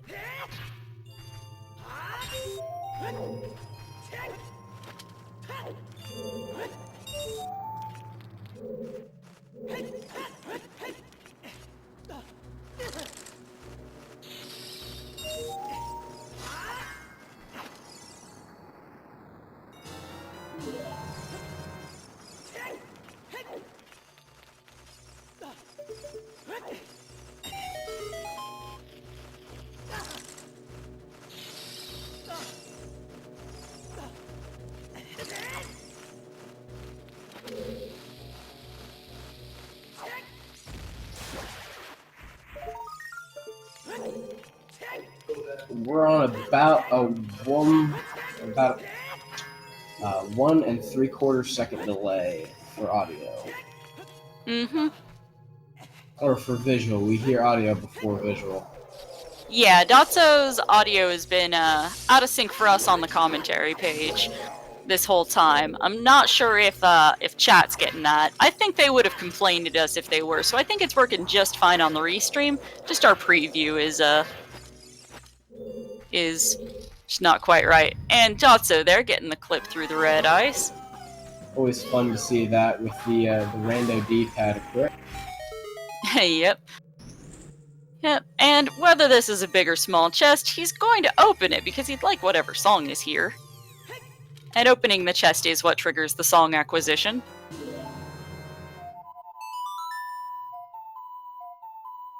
Saria's song. Only unlocks 3 checks, so not the most utility.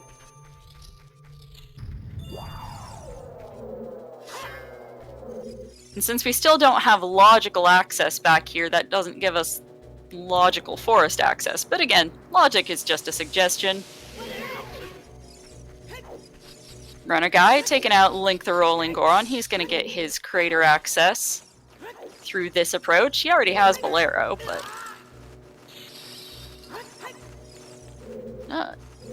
Dotzo having some not-so-fun times with those obnoxious fire keys. Dotzo trying to set up a glitchless jump, not having luck with it, just decides to ground jump.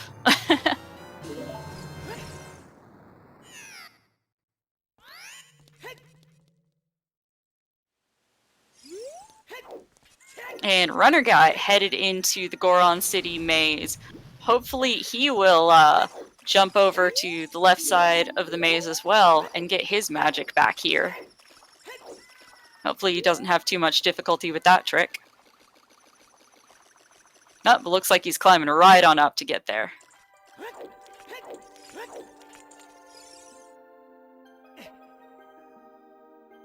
As I've said repeatedly in the last several minutes, I feel like Runnerguy is in the lead right now, due to having his Jabu completion and getting the items that he got there.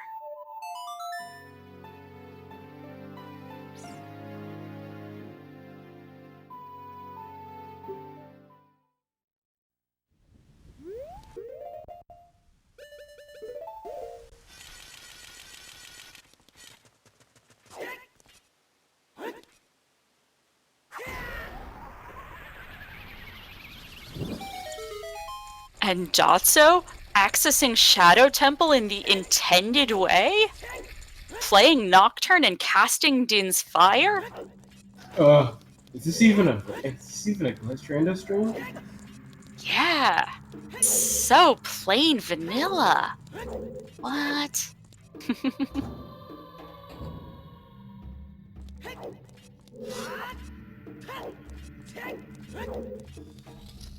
And Runnerguy hessing into the crater fountain. No hammer yet, but, you know, logic's just a suggestion.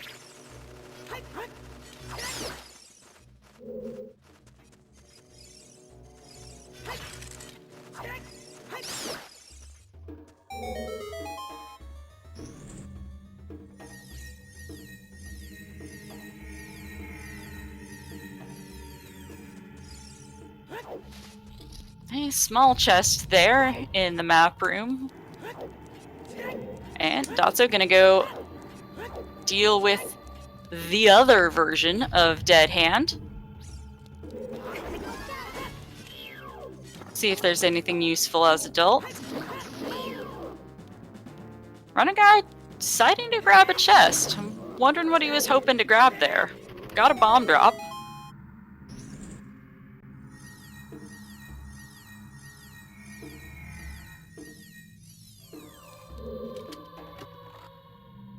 Ooh, big chest here. What do we got? Double magic. Not essential, but, you know, nifty.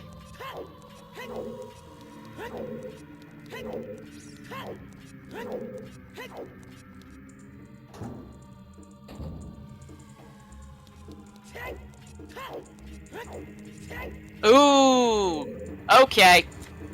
Definitely the Runner Guy right now. Runner Guy just acquired his hammer from the Summit Ferry.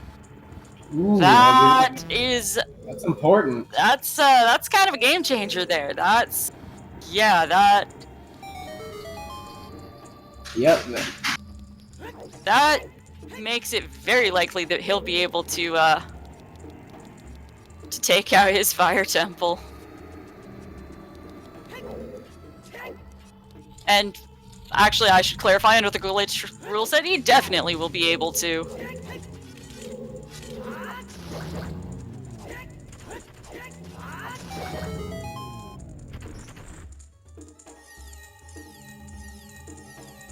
Yeah, apparently, I was looking over at Dotzo's screen. Apparently, Runner Guy did not succeed at jumping over in the Goron City maze.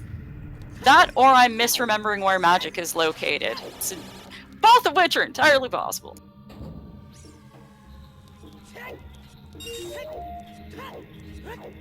Oh, it was an ice trap in the maze. That's right. Thank you, chat, for doubling as my backup memory, since I can't remember anything. Where was first magic that we found? Since obviously the magic in Shadow is logically magic-locked magic. Oh, Kakariko Grotto. Yes, that was one of the first things Dotzo found when he got his explosives. Just immediately went outside of the Skulltula house and checked the center of the town grotto.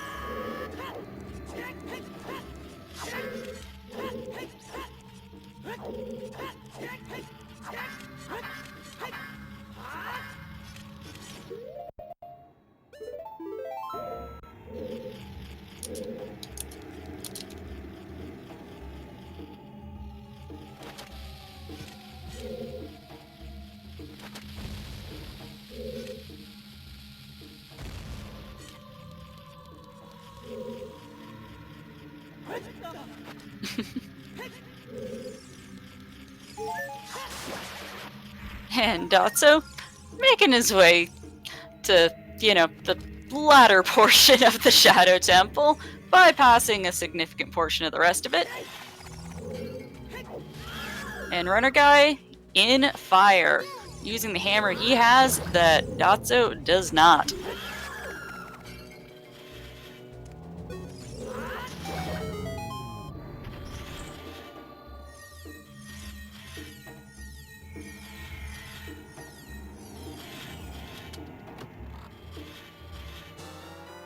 What's in the big chest?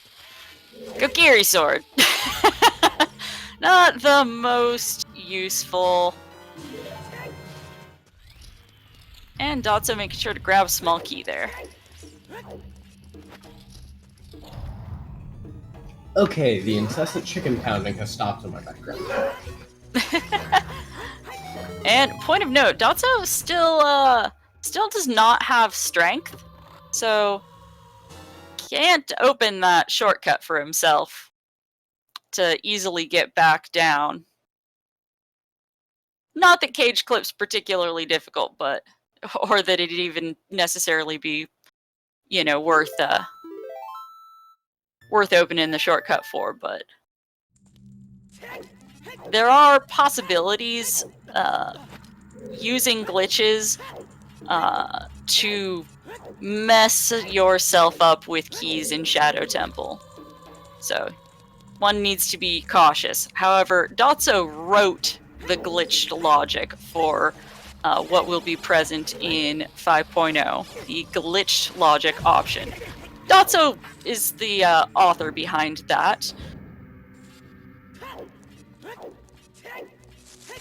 So he's very familiar with what he needs to be careful about to not softlock himself out of being able to access certain parts of Shadow.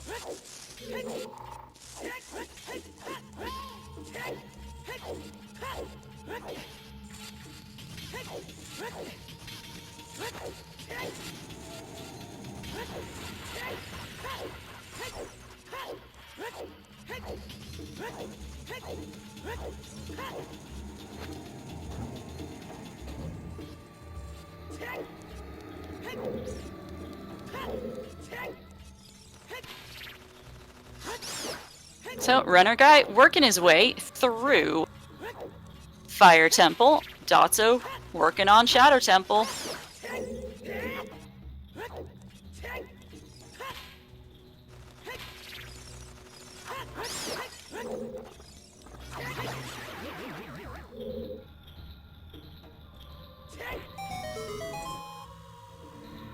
Runner Guy playing fast and loose with timers there.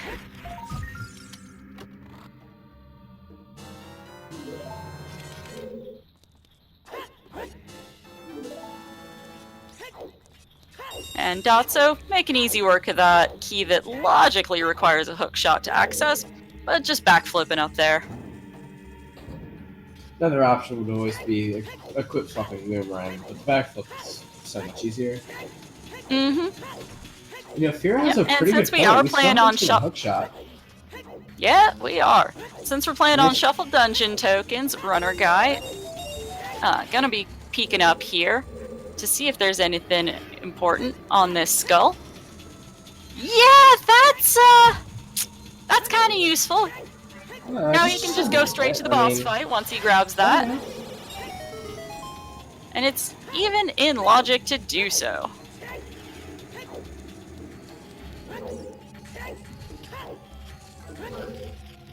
Ironically, for most of this run, we've seen Dotzo without a shield and Runner Guy with the shield, and now it's reversed for just until Runner Guy equips his shield. Yeah, about that long. Ooh, Dotzo like realizing that he, well, is there a boss key skip for Shadow Temple? There is. Because that boss key is not accessible right now. Where's the not without a hook shot. Oh, and there's the weird eye. Boss key is immediately below Dotzo right now on the Skulltula that's in that area. Oh. That one is not accessible via backflip, but Dotzo also picking up the weird egg. So his dip into Stone Shadow is gonna net him 3 more songs.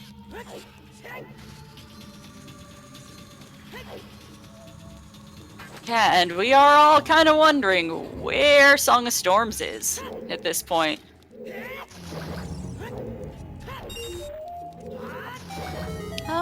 Runner Guy getting an extra bottle there. Pre-included with a bug. All this kind of weird and complex logic makes me interested to see a spoiler log, to see what the intended route of doing this would be.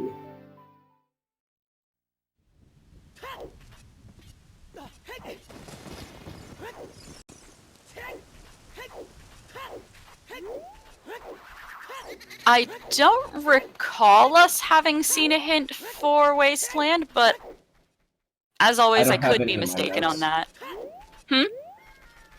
I don't have anything for Wasteland in my notes.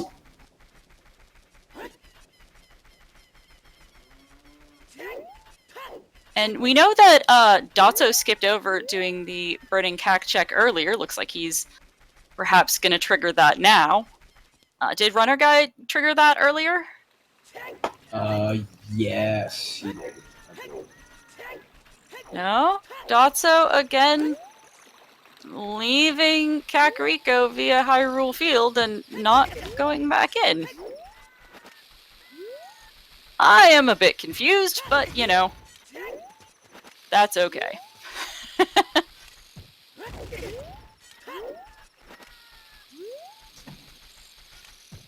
It's times like this when I wish that tournament runs could be,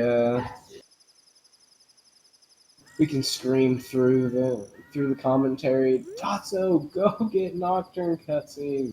Drives me crazy when it's so close and you just want them to just go there and they just don't know the dramatic irony. Yeah, just a reminder of what stakes are on the line. Hour and 45 minutes in now. This is the semi-finals. If Runner Guy wins this, he is currently ahead 1 game for best of 3. If he wins this, he will be moving on to the finals. If Dotzo is able to make a comeback today, he will push this this matchup to a game 3.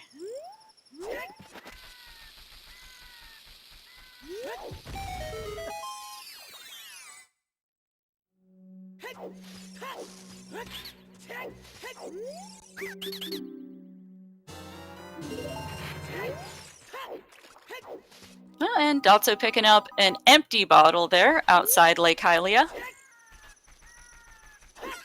Nice to have. Runnerguy running out of time, but he's got a bottled fairy, so gonna be able to reset his timer there to finish slaying that dragon there. And after this, I mean, he just has Water Temple and Force Temple to go. So yeah, essentially we'll just be looking for really weak, but not necessarily needed. You cut out there for just a moment. What was that? After Fire Temple, really we'll just be looking for Iron Beats would be nice, but not necessarily hard required, and then Hookshot for Force Temple, but essentially we could probably just beat the game now with the items that we have with the appropriate glitches. As long as Runnerguy goes around to getting his magic. You guys ready for a 5-minute contortion hover to Force Temple? Hey, if he's got everything else and just can't find a hookshot. Although, Water Temple is gonna be rather tricky without a hookshot at all.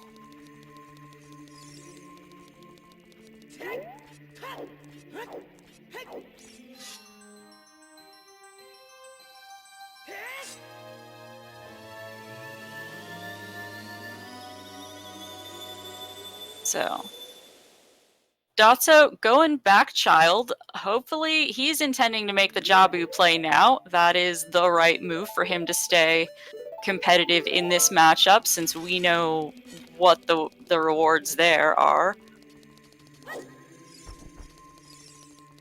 Runnerguy, I'm not sure what his strategy right now is. Doesn't really have what is necessary for the 2 remaining medallion dungeons he needs to do. So it's kind of an item hunt right now. Unless there are fantastic glitchy ways of getting into Water Temple and completing it without a hookshot at all. I know that I mean, Runnerguy has that hammer Iron and Boots hammers. list is fine, but that needs a long shot to be able to pull off, generally. So here's what I'm thinking from Runnerguy. So he can clip into Water Temple using probably the clip at the lab. At the lab, and so that's how he gets into Water Temple. With the water up, all he has to do is either A, dive and lower the water, or he can. The other option there would be to. Actually, I don't know. Does that trick require the water level? Essentially, to get to the boss door, hover slide with Megaton Hammer. The hover slide, it doesn't matter where the water level is at, but it is the least punishing if you fail it, if the Water Temple is at the top where it starts. Yeah. Of course, you could just reset. And RG getting his magic. And then past that, there's a pretty simple. You can, if you bomb over 2 bombs, then she'll drop a bomb shoe, and by pulling sword at the right time, you can ground clip right into the. It's a fairly forgiving trick. It's like 3 or 4 frames. And then get into the boss door that way. So that's essentially just Megaton Hammer and. And we're finally seeing the Nocturne check. It is Requiem of Spirit. Thankfully, we shouldn't have to go anywhere near there, but at least we know what it is. Yes, Runnerguy picking up his Requiem of Spirit now. Have we pinned down where Song of Storms is? At this point, I would suspect out at in the desert? The Wasteland? Or, pardon, Desert Colossus? Again, words are hard. There are so many similar areas in Ocarina of Time. I mean, Zora's Fountain, Zora's River, Zora's Domain. It takes me like a Mm-hmm. second and a half each time to think, okay, that's Zora's Domain. Yep, and Um, Dotzo hopping past the guards now, headed to the Zelda's Lullaby check, which seems odd for him to do when he keeps skipping over the Nocturne check. Does he think he did it and forgot? I don't know. So, since you're much more familiar with glitches than I am, is there a way to break into Forest Temple for Runnerguy right now? Lacking a hookshot?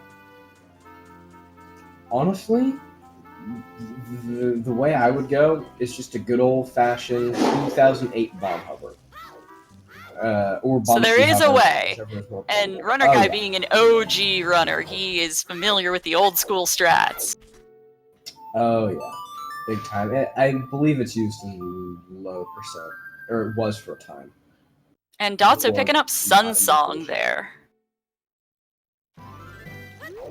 Runnerguy getting a slingshot upgrade, not really important at this point. I don't think he has any intent of going child ever again in this run. Of course, there are so many glitches in this game, and most of them Runnerguy knows and I don't. But it'd be interesting to see if there's some kind of jump or something to do. I know there's some weird stuff you can do with the ladder in Sacred Forest Meadow, that allows him to get up there. Dotso doing some chicken adventures. They both did Anju's chickens earlier. Now that Dotso had acquired his weird egg, he can do Talon's chickens. So we'll see if this has anything of use.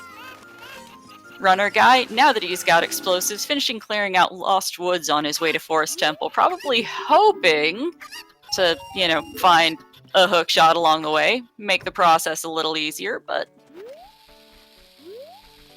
he'll be able to make it through without.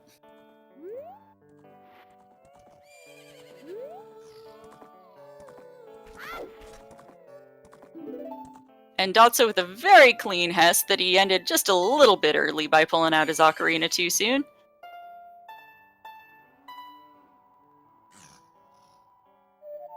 Picking up Serenade there from Malin. That is not a very useful song for us.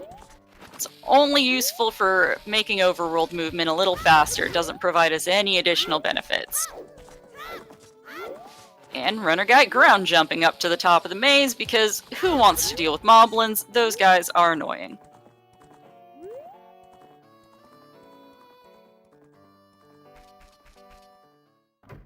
Dotso with another very clean Hess from the outside of the horse pen back to the silo to see what's back there. Just nuts. Not something that's all that important to him. Runnerguy setting up some ISG here. Beautiful. I don't know if you can get ISG from a... You might have to get it from a bomb. Yep, he's gonna do it.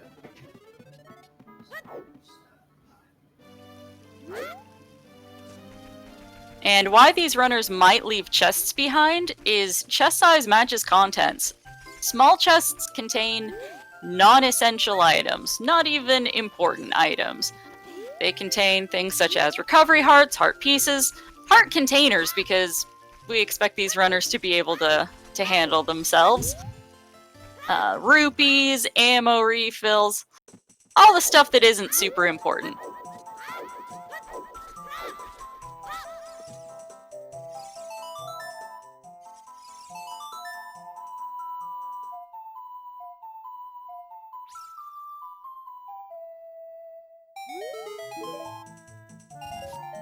Dotso on the Skull Kid check. Bloopy.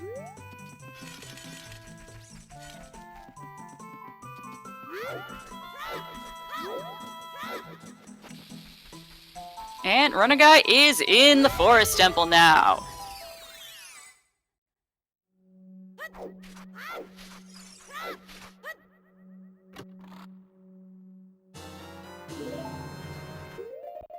Dotso picking up that same slingshot upgrade that Runner Guy just got, just in a different age.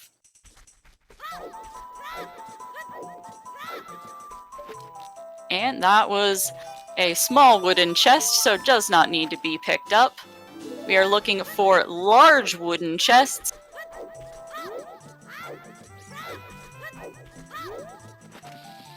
Although I'm guessing Runner Guy is simply going to rush across the room and clip straight to Phantom Ganon, because who needs any of the rest of it? Well, looks like he's still gathering skulls a little bit, so... Or, shooting down skulls a little bit.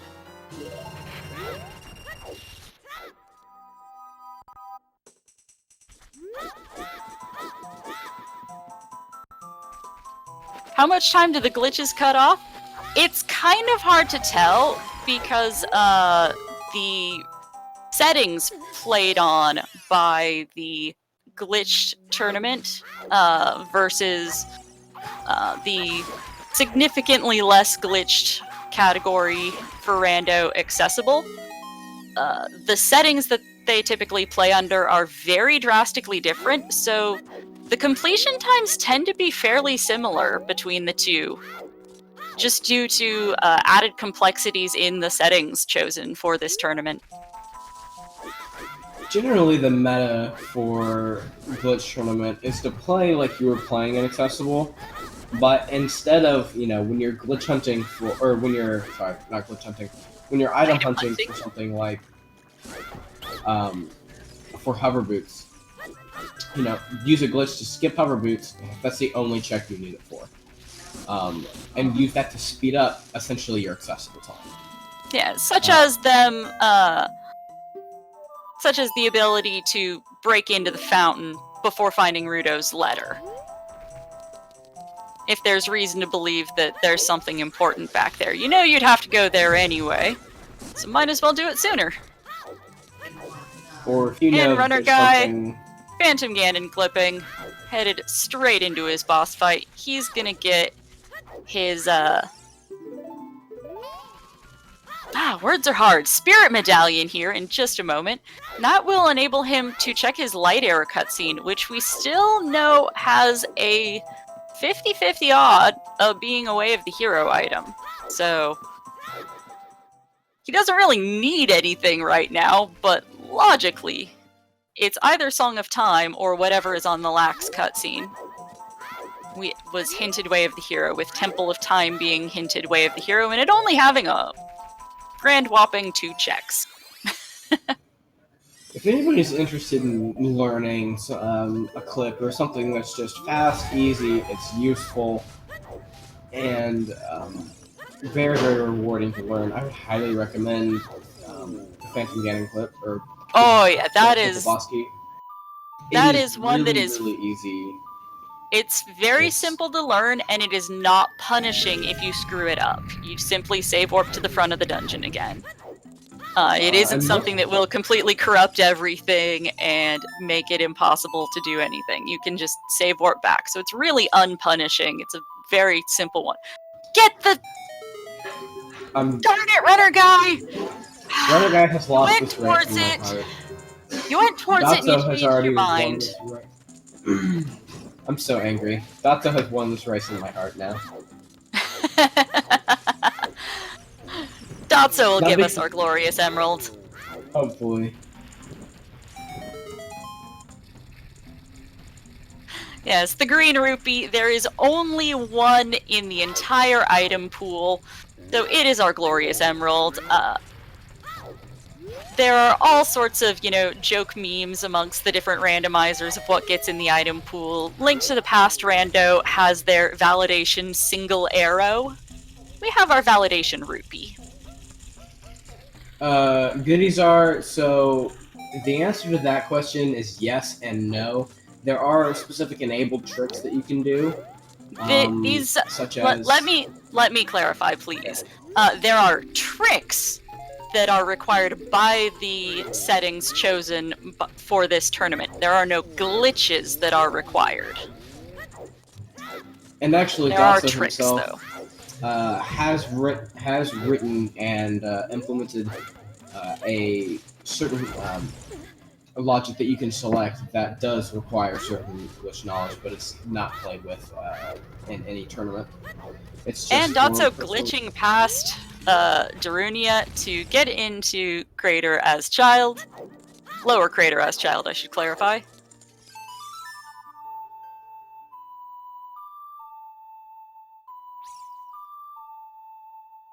Yeah, glitch logic was merged a while ago.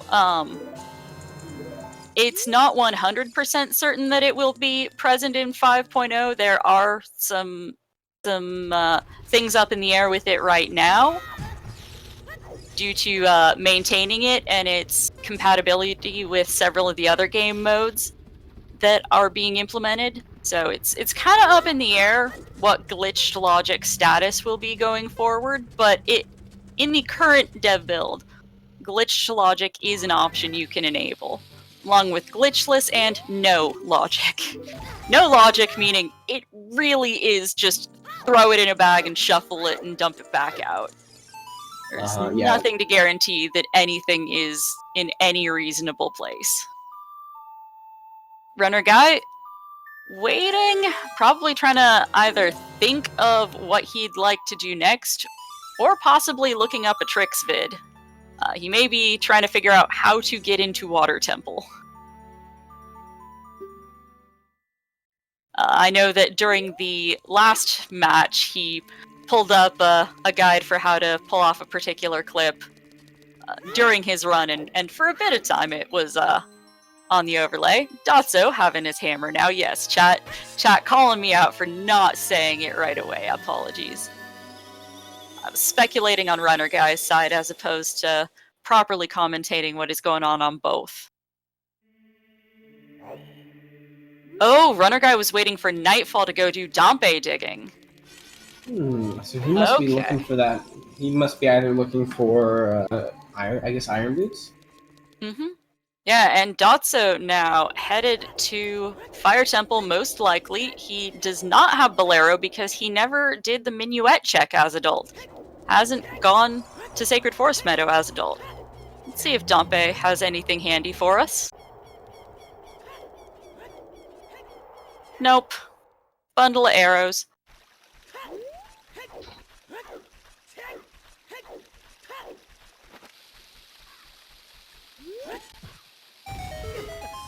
And Dotzo about to check the Boulder of Destiny. Seeing that there's nothing important in there and not bothering to check the hint stone.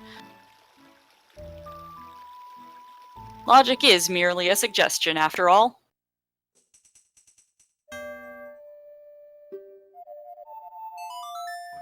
Yep, and he's gonna grab Bolero. I believe after this he'll go fire using that Bolero. Yep.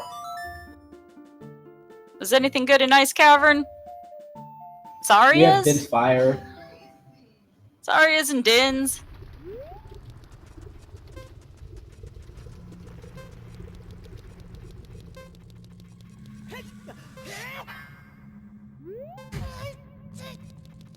Yeah, Dotzo on his way into Fire Temple. Runnerguy coming back adult.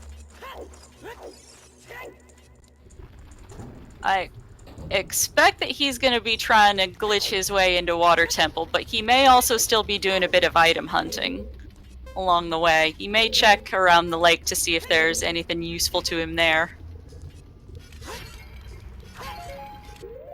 At this point, I wouldn't be going out of my way to go do any checks that I've forgotten.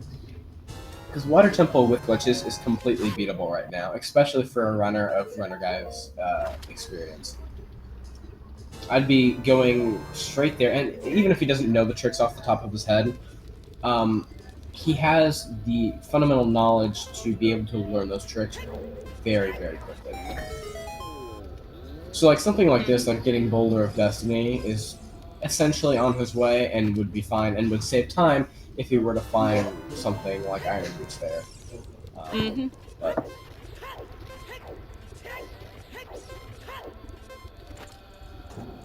Dotzo tempting fate with his timers in the Fire Temple right now, getting to the door with 3 seconds to spare. And getting knocked around a little bit by those fire keys, but you know, it's all good.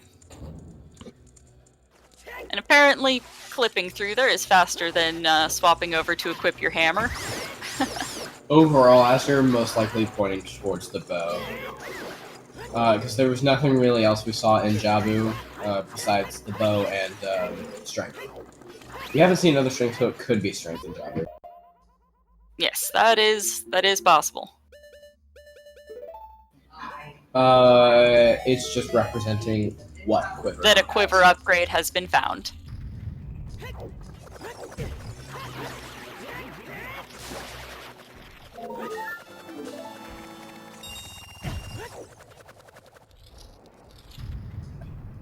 Yeah, it's because you don't know what quiver or what color looks like what quiver. Yeah, I think so it's Runnerguy yeah, checking the Hyrule field. Dotzo dealing with the Flare Dancer. That guy's annoying.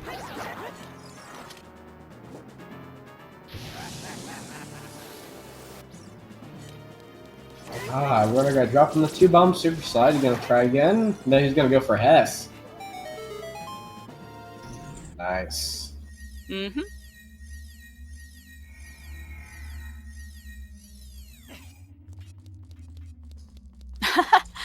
And throwing a bomb up and over just to get that grotto open.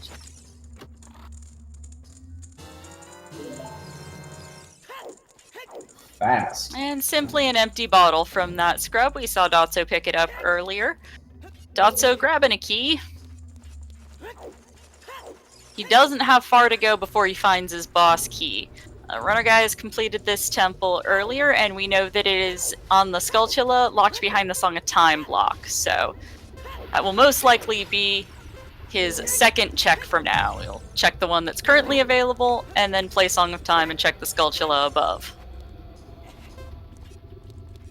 Or he'll just clip up here and check the one up here first.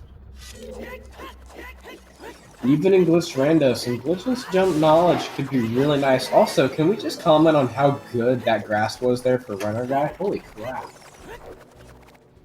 Giving him everything he needs there. That was like 5 bomb drops all in one.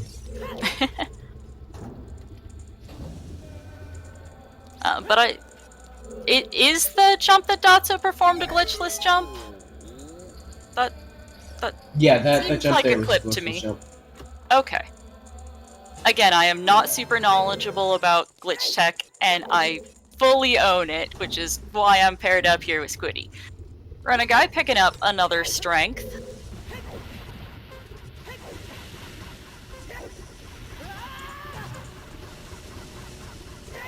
And oh, I must have missed it. I'm looking at his tracker now, and at some point along the way, he got gold scale. Yes, he picked up the other one. I want to say somewhere in Shadow, or when he dipped into Shadow. Oh no, Runner Guy has it. I don't know where was Gold Soul Token. Or Yeah, not sure. So, Runnerguy making his way to the load zone into the water temple. oh, it was Having in to be Forest. very careful about where he is compared to being in and out of bounds on this swim here. So I went ahead and went back and I clipped the when Runner Guy clipped the grass like how he got 5 bomb drops and 2 magic drops. That is some generous grass there.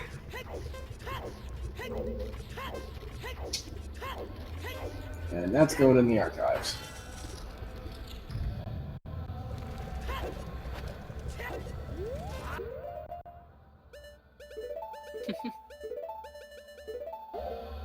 Okay, and Runnerguy heading over to deal with Morpha. Sliding right on over. It's actually kind of interesting. Having a backup fairy, just to be on the safe side, apparently. When I pulled up my commentary page for, or not the commentary page, the Twitch page to grab the clip, my commentary and my Twitch page are both immediately in sync. And Dotzo slaying a dragon. Runnerguy about to try and break into Morpha. I do remember, I believe it was his previous match against Dotzo. I want to say it might have been a different match, but having some difficulty with getting around this boss door. I do recall that being something that occurred. I'm sure several members of chat have been watching this tournament like a hawk. Can let me know which match that was. Interesting. Oh, well, not having a hard time with it today. I'm guessing you practiced that one. By far, the funnest experience I've had, or the most fun experience I've had with that water temple door, has to be ATZ wearing iron boots. That was immensely fun. That meme race was glorious. That was fun. Runnerguy doing hookshotless Morpha is always an interesting. Yeah, the only way to kill Morpho would be with quick spins or charged up spin attacks, but if you're using charged up spin attacks, you might have a little bit of problem with Morpho grabbing you. As you can see, to prevent that, Runnerguy keeps dropping into the water to try and prompt the tentacle to outstretch to the island. Or not the island, the outer region. Mm-hmm. Words are hard. Words are hard. Can we have a petition to do all future ZSR speed gaming commentary in Klingon? Veto! Granted, I have absolutely no authority to veto that, but please no. Please no. Ironically, that's Klingon for car. So, I'm just gonna assume you're saying car and you're going along with it. No, I'm kidding. I do not speak Klingon whatsoever. So, looks like Dotzo is attempting to glitch his way into the water temple as well.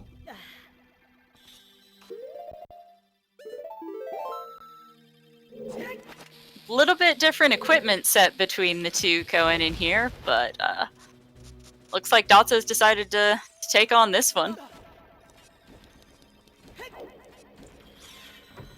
And making quick work of getting to the boss door area.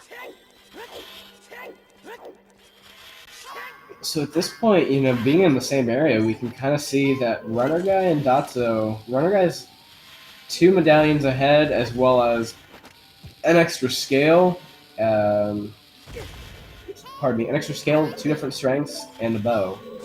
So. And a stone! A whole extra dungeon yeah, beyond the medallion dungeons.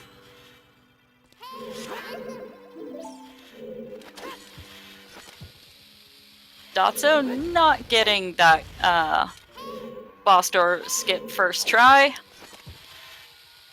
We might see, based on the setup that Dotzo's doing, we might see Dotzo doing the actual clip. Yep, he's going to do the ground clip.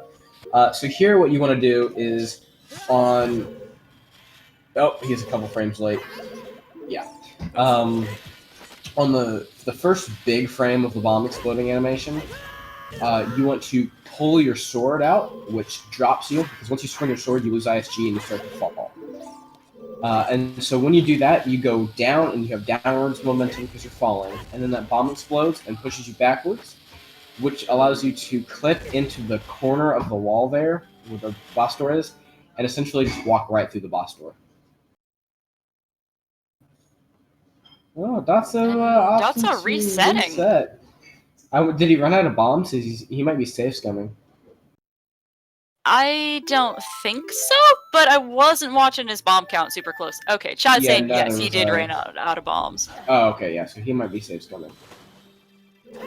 Oh, only had 1 left. Oof. Okay. Well, now he's got a few. Just starting over. He walked in here with 18 bombs. How did he use 18 bombs in, like, that amount of time?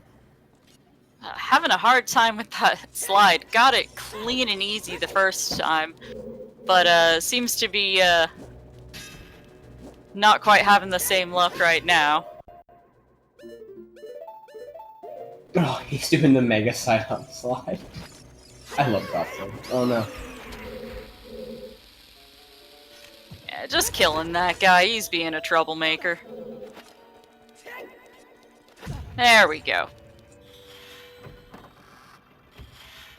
And Runnerguy See, running these are the- low on health. He's yeah, gonna Yikes. take a fall here, but he does have 3 backup fairies. Okay. So that's not gonna actually be game over or anything right now. He's got 3 fairies. He came into this knowing that this was going to be a slog and a grind doing this fight without a hook shot.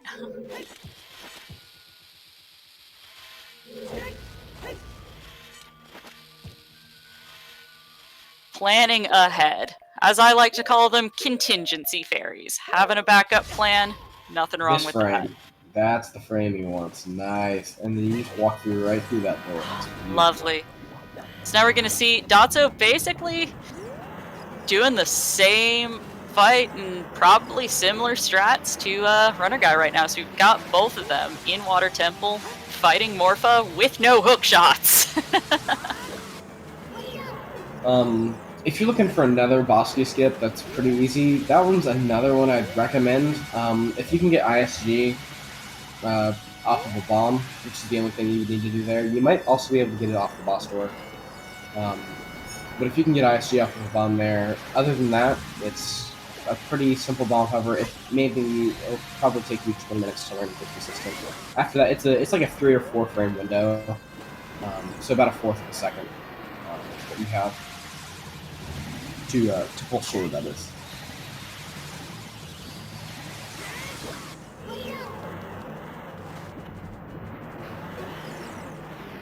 That's often to go for the charged up spin attack. Hopefully it doesn't get grabbed. Well, it does have the double magic, so it does have a bit to spare there. Oh, and Yep, that charge spin attack is extremely powerful as compared to just the normal quick spin.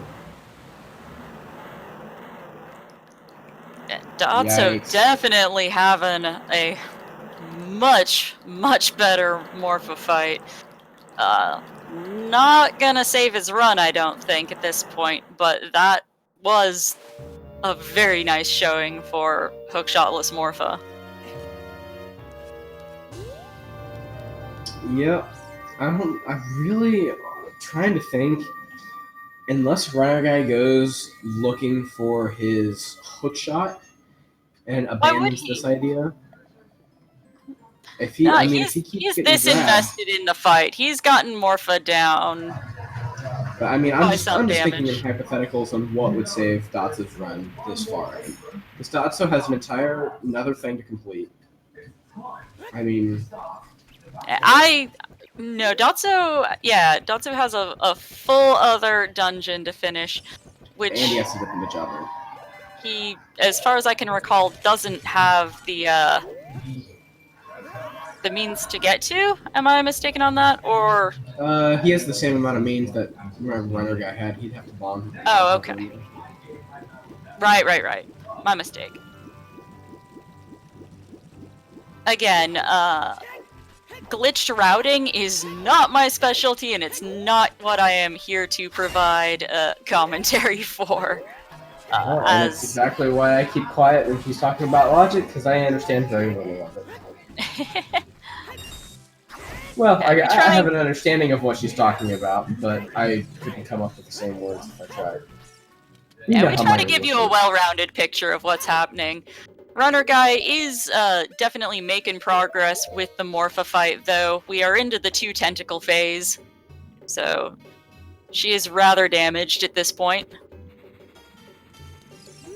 Yikes. Runnerguy taking another fall, but still has fairies. I believe he has one more, if I've been keeping track properly. Yeah, that's the kind I had.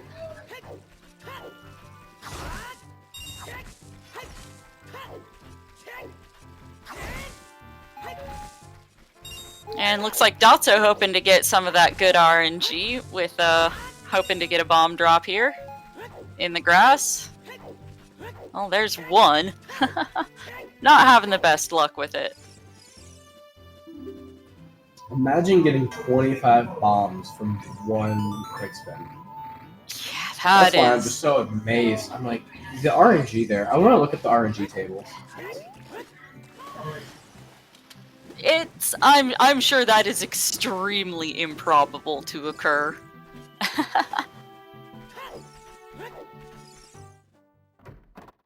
But yeah, Runner Guy still tackling Morpha.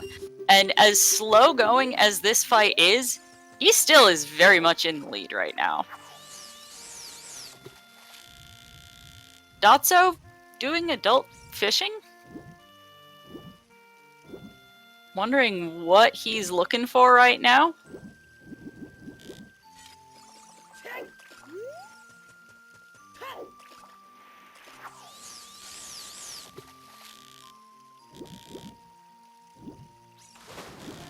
Unfortunately, I don't know enough about what is and is not necessary during glitched runs to speculate on what Dotzo is still looking for, although, you know, a bow sure would be nice. And Morpha down.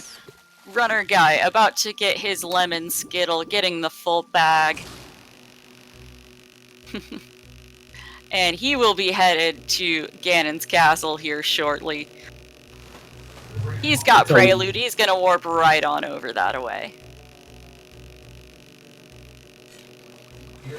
Alright, so looking at the item drop rates, it's a 1/16th chance every time you cut a piece of grass. And looking at so 1/16th to the power of 5? Yes. Alright. 1, 2, 3, 4, 5, 6, 7, 8. Hook shot! Dotzo getting a hook shot. Oh, it was diving in the lab? No, fishing. Oh, fishing, sorry, I just saw the door. I was looking at item drop tables. Yeah.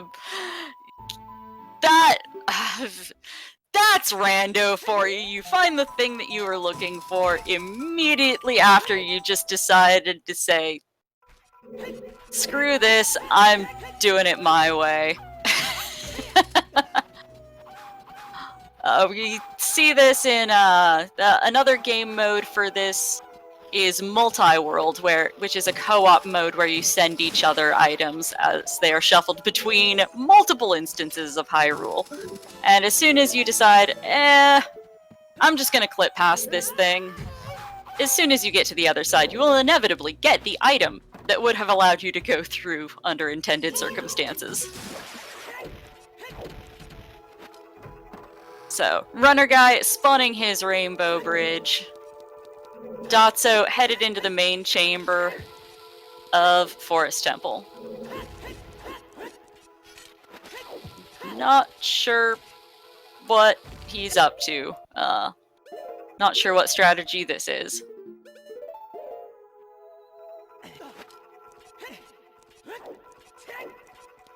Oh, getting up to the upper level? Not sure why.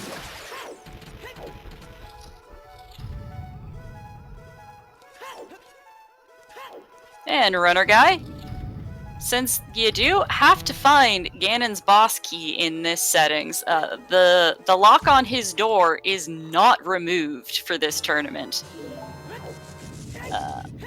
Runner Guy hunting. Oh my goodness! And there is Long Shot inside the Forest Temple. Hook shot locked. What?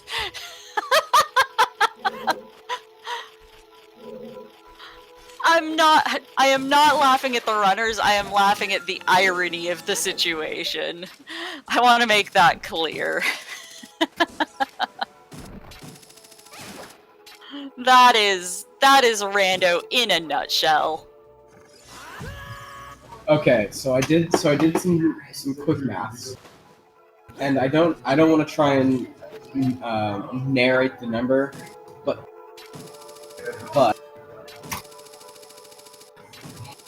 oh god, Twitch recognizes dots as commands. What's RG looking for? He is looking for the boss key to get to his Ganondorf fight. We are looking for a large golden chest. Although you may grab this since it's a large chest and, hey, it's a mirror shield! Nifty. Doesn't really do anything for us at this point in the run, though. That is the % chance that all of those grasses dropped bombs. And taking a quick pick here, can see that neither of those two chests is large and golden. Or small and golden. He would probably like a small key in order to check the back. Oh, and there's his bow. Dotzo grabbing his bow. A lot closer now than we thought, actually. Still not gonna quite make it, not gonna quite catch up to Runner Guy, but there's his bow. Yeah, I don't think so. With the fight still to do. Yeah, no. But again, the first. But at least he'll be able to complete his seed. Yeah, it's impressive. The first first game in this match that Runner Guy won last week. They finished. I want to say it was just under 2 minutes, possibly just over 2 minutes apart. It was very close. So the fact that we're seeing it come down to being this close again, and some of it is just gonna end up being, you know, luck in which trials Dotzo opts to check first to see just how close it is.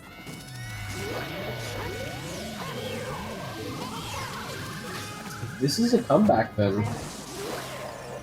I don't think at any point Dotzo can get this unless, you know, Runner Guy has a catastrophic crash of some sort, which I obviously would not wish on anyone. That would be horrible. EverDrive crash. And, yeah, EverDrives really don't tend to crash very much. No, definitely not. They're fairly stable.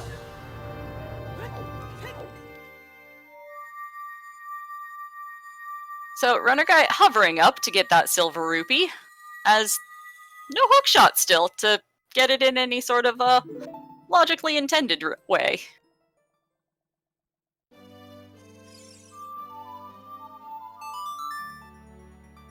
There he goes.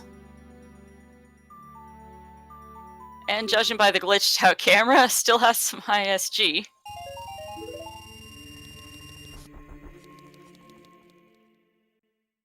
Nope, he's got no. Well, it looked right after he landed, like it was a bit glitchy there still. And he's got one chew. The one chew remaining. This is a required you use a chew check. And doing a save there just to be careful. Beautiful. So, Dotzo spawning his rainbow bridge. Runner Guy checking these last two chests over here. I believe that means that it has to be, I believe we've checked all of the checks out here aside from back of light trial. I think we've ruled it down that it has to be there. Mm-hmm. So, Runner Guy, you know... Runner Guy looked in water trial and we saw right away that there he's gonna go try vanilla. Oh! He's that's the vanilla. other place that it could be. We're gonna get a validation chest check. We're gonna see, because Dotzo's going into light trial, baby. Oh boy. Oh, well, no, there isn't a key in light trial though, unless there's a way to glitch past that locked door. I mean, there isn't a key here, so he doesn't have a means to get to the back ZL check.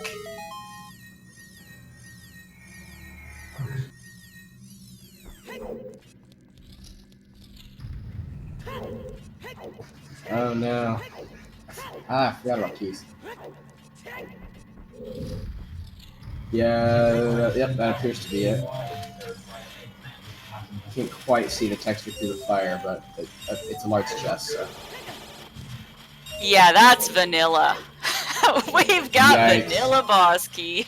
Dang, always check. Come on, Dotzo, you checked vanilla first. Aw, damn. And Runner Guy, even though he skipped the He skipped the green rupee earlier. He did open the validation chest for us because it was hard required. It was So, required. you know, meme percent partially achieved today. It's a sad meme. It's a sad meme percent. It's a low percent of the meme percent.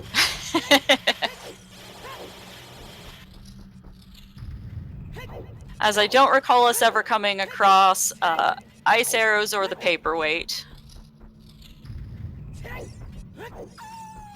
But you know, 1 out of 4 ain't bad.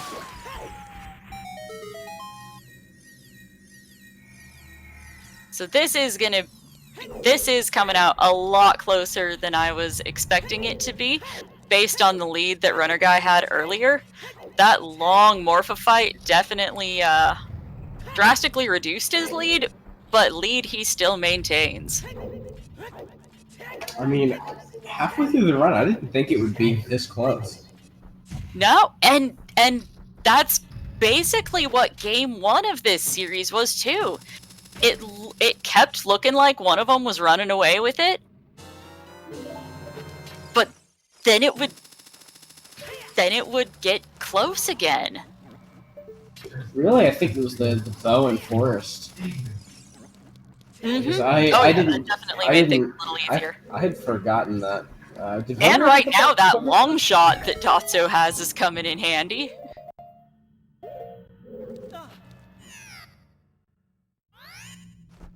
But Runnerguy starting his dwarf fight.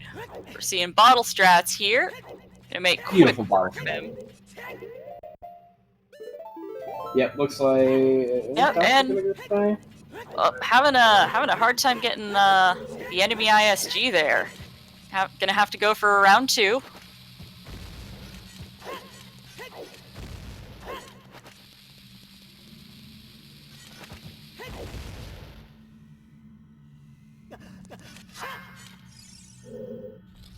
There he goes.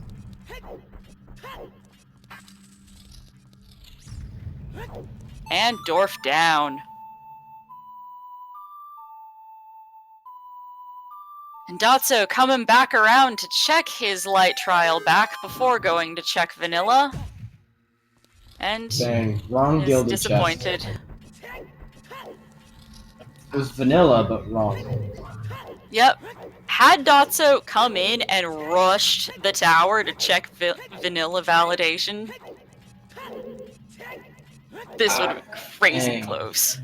And Dotzo has no idea how close Runnerguy is, so he's... No, he doesn't. Dotzo he's either probably thinks incredibly he's... freaking out, or he's like, cool, calm, collected, I've got this in the bag, I'm just about to get his feet swept out from under him unless Runnerguy dives to the beginning. Which would seems be rather unlikely. Yeah. But yeah, had Dotzo just gone straight for the tower, gambled on that, which, to be fair, is a bad gamble. It is not the smart move. But had he gambled in that way, this could possibly have gone a different direction. But as it stands, looks like Runnerguy is going to be headed towards the grand finals of this tournament. The first Ocarina of Time Randomizer glitched rule set tournament. So it's going to be pretty hype coming up here soon. If I'm remembering correctly, it is best of 3. So we're gonna have at least 2 more of these amazing matches to watch. Oh yeah, it'll definitely be fun seeing how the runners respond to their opponent. And Dotzo probably feeling like, well, that was dumb, but I'm still winning, not knowing it's just painful close. to watch what I know is about to come.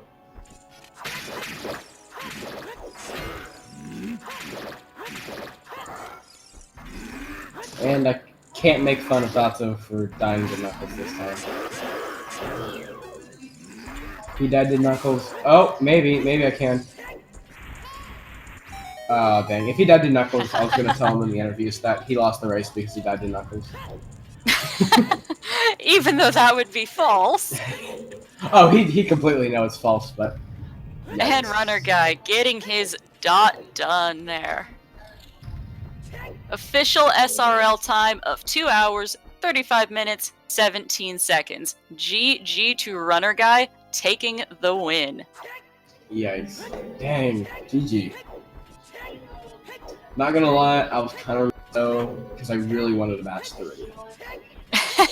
But GG. Mm-hmm.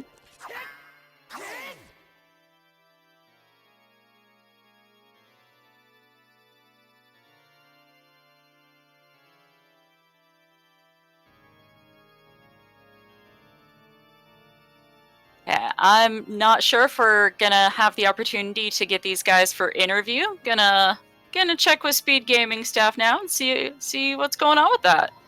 As soon as they dot done or dot forfeit, they get a link and they. Okay. Okay. Yes, dotzo has officially forfeited, so.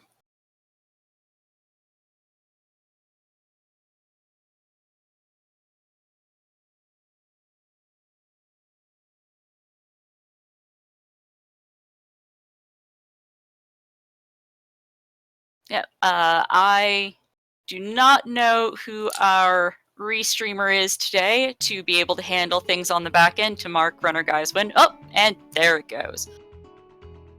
GG, boys. GG. Looks like Dotzo will be joining us for an interview. Hopefully RG will as well.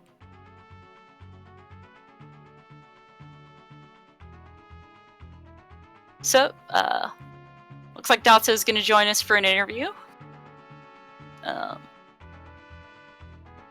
How you feeling after a rerun of last week? Dang it! So close. Oh, it's killing me inside. It was the hammer play killed me. I thought about it as soon as I went into DC. I'm like, I forgot magic, and then it just never came up again in the route, like until I was child, and it was hammer. And I'm like, that's really bad. It's really, really bad for me. Oh man, it was so close, and honestly, we didn't think it was going to be that close until Dotso, you grabbed your bow in Forest, and then you guys were both in trials at the same time. But Runnerguy was slightly ahead in trials. He was on his last check as you were entering. Yeah. Where did he get his bow? Jabu is where Runnerguy found his bow and his first strength. You never found either of the strengths that we saw. Yep. I figured Jabu had an item, but I was at the point of like, yep, not doing Jabu. Even though after Ice, I should have went to Jabu as adults. Dang it, Dotso. I said, okay, I think what he's going to do, I called it. I said he's going to go do Ice Cavern, and then he's going to click into Jabu as adult. Because I know he can do that, and I know that's something he's done in the past. I think he's going to do it, and you let me down, and you thought about it. Yeah, this was the race of get an item, and then immediately forget that you have it to use it. Zeal for Hammer, and the Dense Fire to equip off the Rang.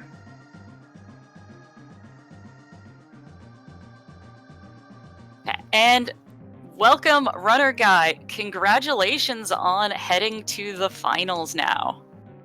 Thanks.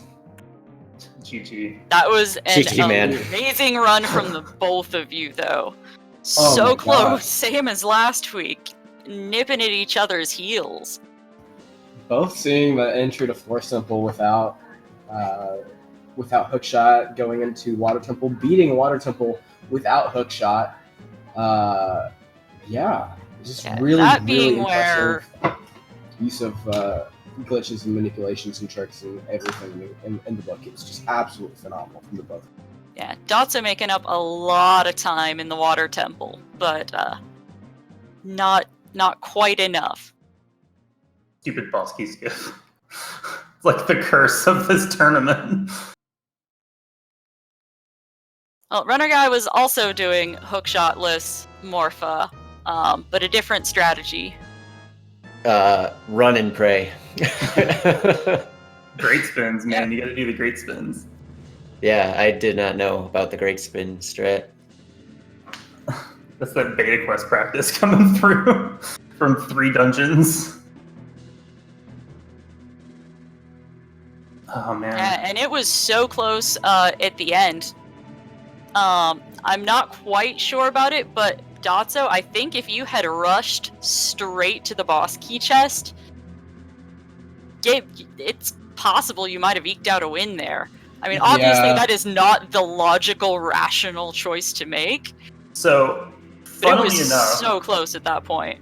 funnily enough, because I never found a strength upgrade, not even one, I was like, there's no way it's in Light Trial. And then there was nothing in Light Trial. I'm like, okay, I have to check the key. I can't just go up, right, without Ferrar's Wind. And it was vanilla. Like, I just needed to follow my instinct on that one. I'm mad. If you had not touched any of the trials and headed straight, it would have been neck and neck, and could have gone either way at that point. Yeah, it would have been like retime it for the restream delay. Like, you guys were very close at so many points during the run. From what I can tell, For the entire first 45 minutes, you guys were just nipping at each other's heels. You took the exact same route for the first 45 of the match. Wow, really? You guys were I'm shocked. covering the exact same Yeah. ground. Like, no Exact items. same ground. Yeah. Yes, this being a very poverty-stricken early game, it's understandable the options for where to look were pretty limited.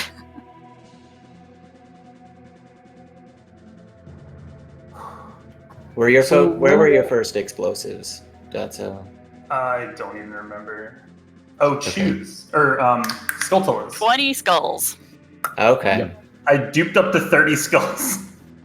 We were so nervous you, for you, Runner Guy, because Did you you use had the man? 4 when he turned it in. Yeah, I did. Yeah, I ignored the skulls pretty much in this one. Mm-hmm.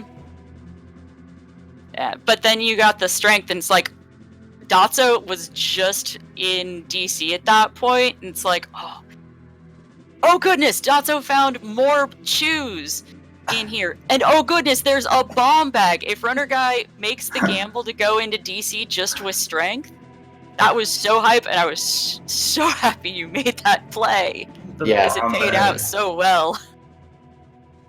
Yeah, I was really running low on plays, especially. Then strength just opened up DC, so I had to go for whatever I could get in there. I think the difference between us was that you got a bow and Jabu, so you could do forest. I had to wait to do forest because I didn't have a bow or a hook shot or anything. Or a hook shot. Mm-hmm. And stupid slingshot doesn't work as adult. Stupid boomerang doesn't work on first phase Phantom Ganon, and there was no way in hell I was gonna hover into there as child. Yeah, interesting. So which bow did you end up getting? The forest left courtyard Skulltula. Wow. Which was in logic, because you would okay. plant a beam to get the hook shot from fishing to enter forest to use the hover boots in the block room to get to that Skulltula. Runner Guy found Which is neither BS. of his hook shots. No. It was amazing to see Dotzo get his hook shot very quickly followed up by his long shot after the both of you had defeated Morpha without. Yeah. It was a very entertaining watch for comms and for chat. Definitely. Yeah, I was fully preparing for hookshotless, which is why I did bowling. I was just hunting for out of logic bows at that point. Oh, that's interesting. Yeah. So, and Runner Guy, I have to mention this because I spent probably 6 minutes calculating the odds. But that clip I tagged you in, you had 5 bomb drops just from one quick spin, one grass patch. And then 2, the chances of that are infinitesimally small. Oh my God. I just kind of picked that up. It's just absolutely insane. It's a 1/16th chance each time. Yeah, I saw 4 blow up out of there. I was like, oh man, that was some good luck. Yeah, I think the record and is you 6. picked one up immediately, and so you actually had 5 bomb drops. So 1/16 to the power of 5.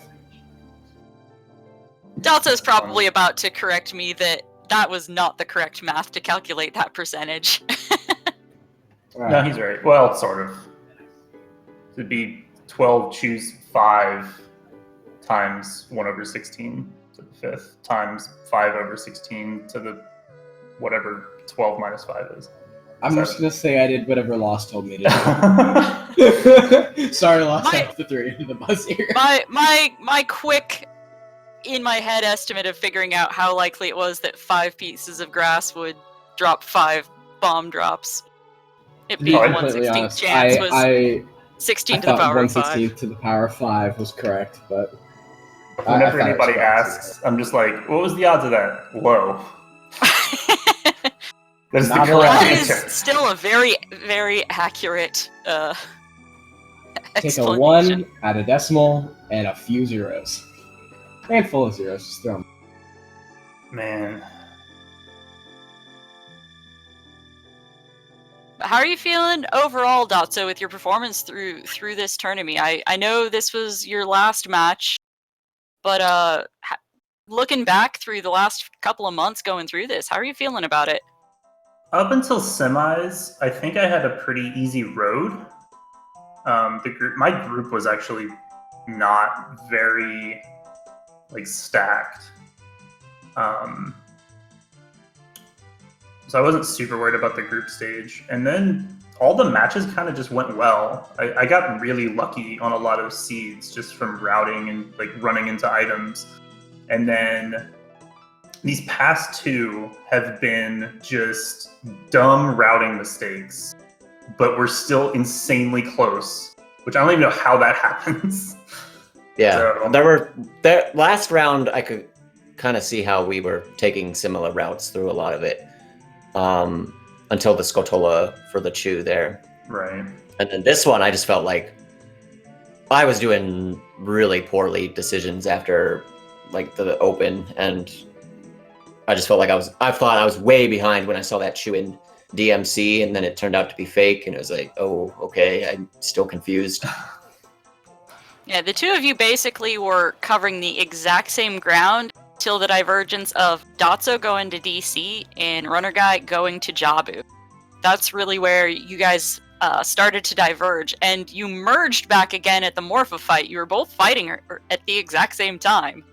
That's funny.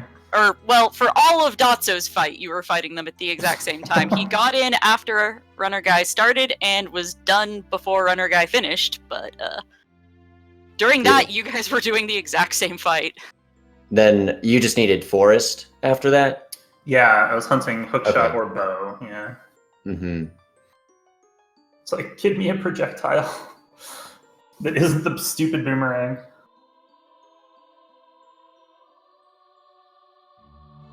Yeah, but I saw some glitches that typically we don't really see. We never really see hookshot with water. We don't see equip swap as much as we usually see equip swap. I'm not gonna lie, I'm surprised it worked with the nuts. Yeah, I was trying to think. I was explaining because you were the first person to do it. So, wait, adult. He can't use Deku sticks, and he doesn't have dens. I had no idea that it worked with nuts. Yep, when you were in the river. Ah. And Runnerguy, I have to say, the Beery hover, Squiddy explained to me how that worked. That was amazing to see, and I've never seen that before. That was cool. Best trick. Best trick. Thank Yeah, you that's for a- exposing me to something new and delightful. Uh-huh. Definitely a fun one to do. Did you count the 64 hovers? I stopped earlier than 60. Okay. I had to mute my mic. I was laughing so hard. It was beautiful. I don't think I I just did muted. I not think expect chat it. got to hear my honest reaction to it. Oh my god, it was awesome. Okay. Every single match, seeing something new and lovely. Will either A, Lost, or B, Dotzo unlock the seed, and we can figure out where some of the stuff was hidden? Dotzo probably has the seed ID handier than I do. Yeah, I do. Scroll down. That's the wrong Discord.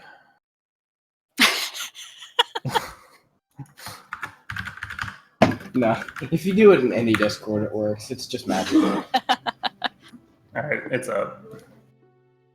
All right, let's see. Grab. If you want to Yep. drop that here for us. Thank you. I want to see Where are all the bows? Okay, there's what the Java. intended path through this nonsense was. Both of those bows were in logic, so the bow isn't going to be way of the hero, which is interesting. Spirit, of course, it was in spirit. That's where I was going next, anyway. 19 spheres. Fantastic. That's some logic spaghetti. I felt Oh, more for yes, this and vibe. The Shot other wanting one to was know. in Spirit Temple. Let me see. Chat wanting to know where Song of Storms was. Requiem. Yep, it was out at Requiem. That's what we were thinking. By process of elimination, it seemed I had a to hint have for to it. be out Yeah, there. there was a hint that said that. I think it was the Kokiri. It was early, yeah. Yeah, it was like early. Okay, Oh, so that was the one we missed somehow all last. missed that.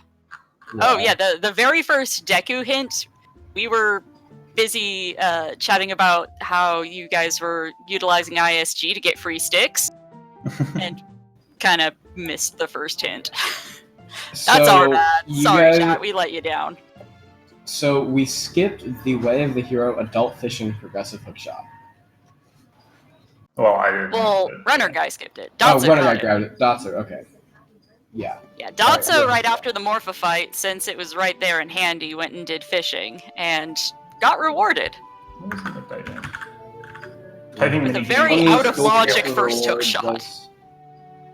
Oh, 20 that's gold the- skulls was Way of the Hero, according to the squirrely log. I skipped Yeah, I that was- too. I was fairly sure that was the intended first explosives. Yeah. 20, yeah, it was.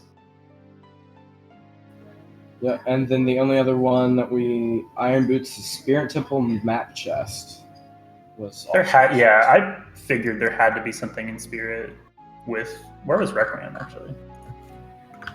Birding Cack, which I was gonna Oh, ask you, yeah. Dotzo, Yeah. why you kept skipping. You Oh went my through God. you went through Kakariko Village 3 different times before turning around to grab it, and I just kept going, why is he skipping it? Why is he skipping it? I think I'd relegated myself not to get it at that point, or I forgot about it. I was gonna get it after water, and then hookshot happened.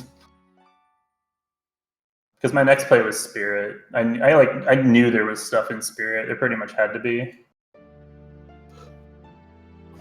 So if we've got any questions from chat about, for the runners or about the seed, Let us know. so Runner Guy, how are you feeling headed into finals? Lucky to be here still. Is it Exodus? Is Yep. he in the next round too? All right, that should be fun. The two legends. Two old school bingo players going Yep. at it. Oh yeah.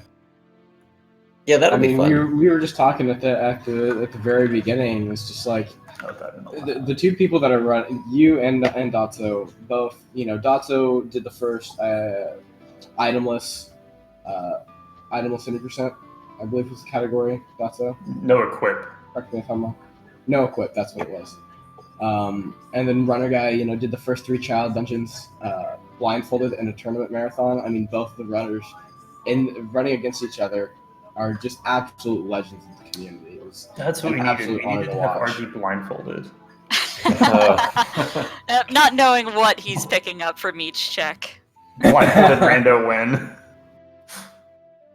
God. Sounds fun. It'd have to be a stone dungeon or a stone bridge.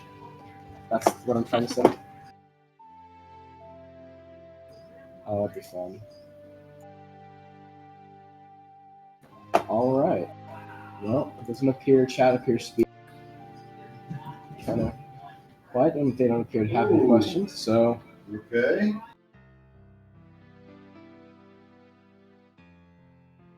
Yeah, want to thank you both for putting on an amazing show for us today. That was an awesome race.